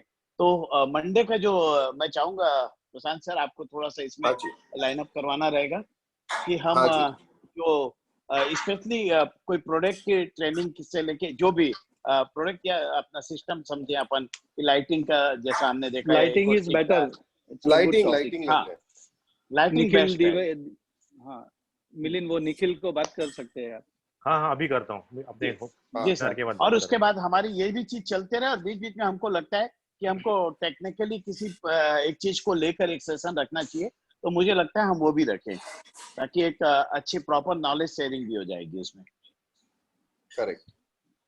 तो हम लोग क्या करते हैं सर कि सबसे पहले तो हम लोग मंडे का लाइटिंग रखते हैं, मंडे, ट्यूसडे को हम लोग एक इंटीरियर डिजाइनर का सेशन रखते हैं, और उसके बाद में सर वेडनेसडे को या ऐसे हम लोग वो केतन जावड़ेकर जो बोल रहे थे पेंटिंग का जो है पेंटिंग वाला उसका कुछ रखते हैं, है ना? ठीक है। फिर वापस एक और सेशन कुछ रखते हैं आर्किटेक्ट इंटीरियर डिजाइनर का, और फ्राइडे को फिर हम लोग ओरिगामी वर्कशॉप या ऐसा कुछ सोच सकते हैं सर, ठीक है ना? ठीक है सर। और सैटरडे संडे ऑफ रखते हैं अपन। हाँ, केतन जावड़ेकर तेरा वेडनेसडे का भाई तू फिक्स रखना अभी। जी सर, है ना? केतन सर हैं। हाँ, नहीं कोई बात नहीं, मैं वो सुन रहा होगा, फोन पे बता दूंगा मैं उसको, कोई दिक्कत नहीं सर। एक बार बस अपन लाइन अप करते हैं सर, तो मुझे लगता है कि काफी अच्छी चीजें हमारी और आ सकती है इसमें सर। पहले पेज में जाके हम प्रेजेंटेशन भी दिखा सकते हैं, यदि हमारा कुछ आता है तो हम वो भी कर सकते हैं। तो टेक्निकल भी कोई वर्कशॉप देनी हो तो मुझे लगता है वो भी पॉसिबल होगी। पक्का। मिलिंद सर, आपका निखिल के पास पूरा प्रेजेंटेशन है एक्चुअली, अगर पावर पॉइंट पे करेगा तो बहुत मजा आएगा। वो कैसे बहुत बढ़िया प्रेजेंटेशन है उसके पास। एक आध बार अमित को हम जोड़ के उनका वो भी ले सकते हैं सर, ट्रायल। बिल्कुल। हाँ, ट्रायल मीन्स फर्स्ट 5-6 पेजेस में आपको आइडिया आ जाएगा कि क्या टाइप से वो कर रहा है। जी। मेरे ऑफिस में उसने किया तो बहुत अच्छा किया है, एंड हम लोग को एक एक चीज उसकी याद है जो उसने बताया। वो इतना टेक्निकली जो चीजें हम लोग कभी सोचते भी नहीं है ना, वो सब चीजों के बारे में उसने इतनी अच्छी तरह से बताया कि we started giving him 4-5 projects after that, you know. एक महीने के अंदर हमें 4-5 प्रोजेक्ट उसको दे दिया। इतना हम लोग इम्प्रेस हो गए, इन्फ्लुएंस हो गए उनसे। मैं एक ट्रेडर हूँ, मैंने जो फील किया है, हम तो अभी बहुत छोटी जगह पे बैठे हैं छत्तीसगढ़ में भी, जहाँ पर हमारे साथियों के पास भी टाइम है, सब है, लेकिन फिर भी प्रोडक्ट का नॉलेज लेने में और देने में अभी भी तकलीफ है। सबके पास समय नहीं रह पाता है। हमारे पास भी जो टीम है प्रॉपरली हर एक को जाके नहीं दे सकती। हम कभी कोई प्रोग्राम कराना चाहते हैं तो प्रोग्राम में वो सीरियसनेस नहीं रहती। लोग आते हैं लेकिन प्रोडक्ट नॉलेज लेने का मूड नहीं बन पाता। जब 100 लोग इकट्ठे होते हैं तो मूड अलग रहता है उस समय। सही बात, तो बिल्कुल। हाँ, इसको और कैसे अच्छा कर सकते हैं आगे जाकर हम इन सब चीजों को भी देखेंगे, क्योंकि कहीं ना कहीं से आप लोग के लिए भी एक अपडेट होना जरूरी रहता है नए नए प्रोडक्ट के लिए, सिस्टम के लिए। तो प्रशांत सर, हम सब फिर मिलते हैं। मिलिंद सर, आपका बहुत बहुत धन्यवाद। मजा आया आज के सेशन में, और काफी अच्छे से मिलिंद सर ने आज अपनी चीजों को बहुत अच्छे से बयां किया। Thank you very much. आप लोग से जुड़ने में बहुत अच्छा लगा, और आपकी फैमिली पूरी देख के हमको बहुत अच्छा लगा। सब कितने क्लोज निट और वेल दिस थिंग है आपस में, देख के बहुत अच्छा लगा sir. Thank you sir. Okay ना, थैंक यू, बाय बाय।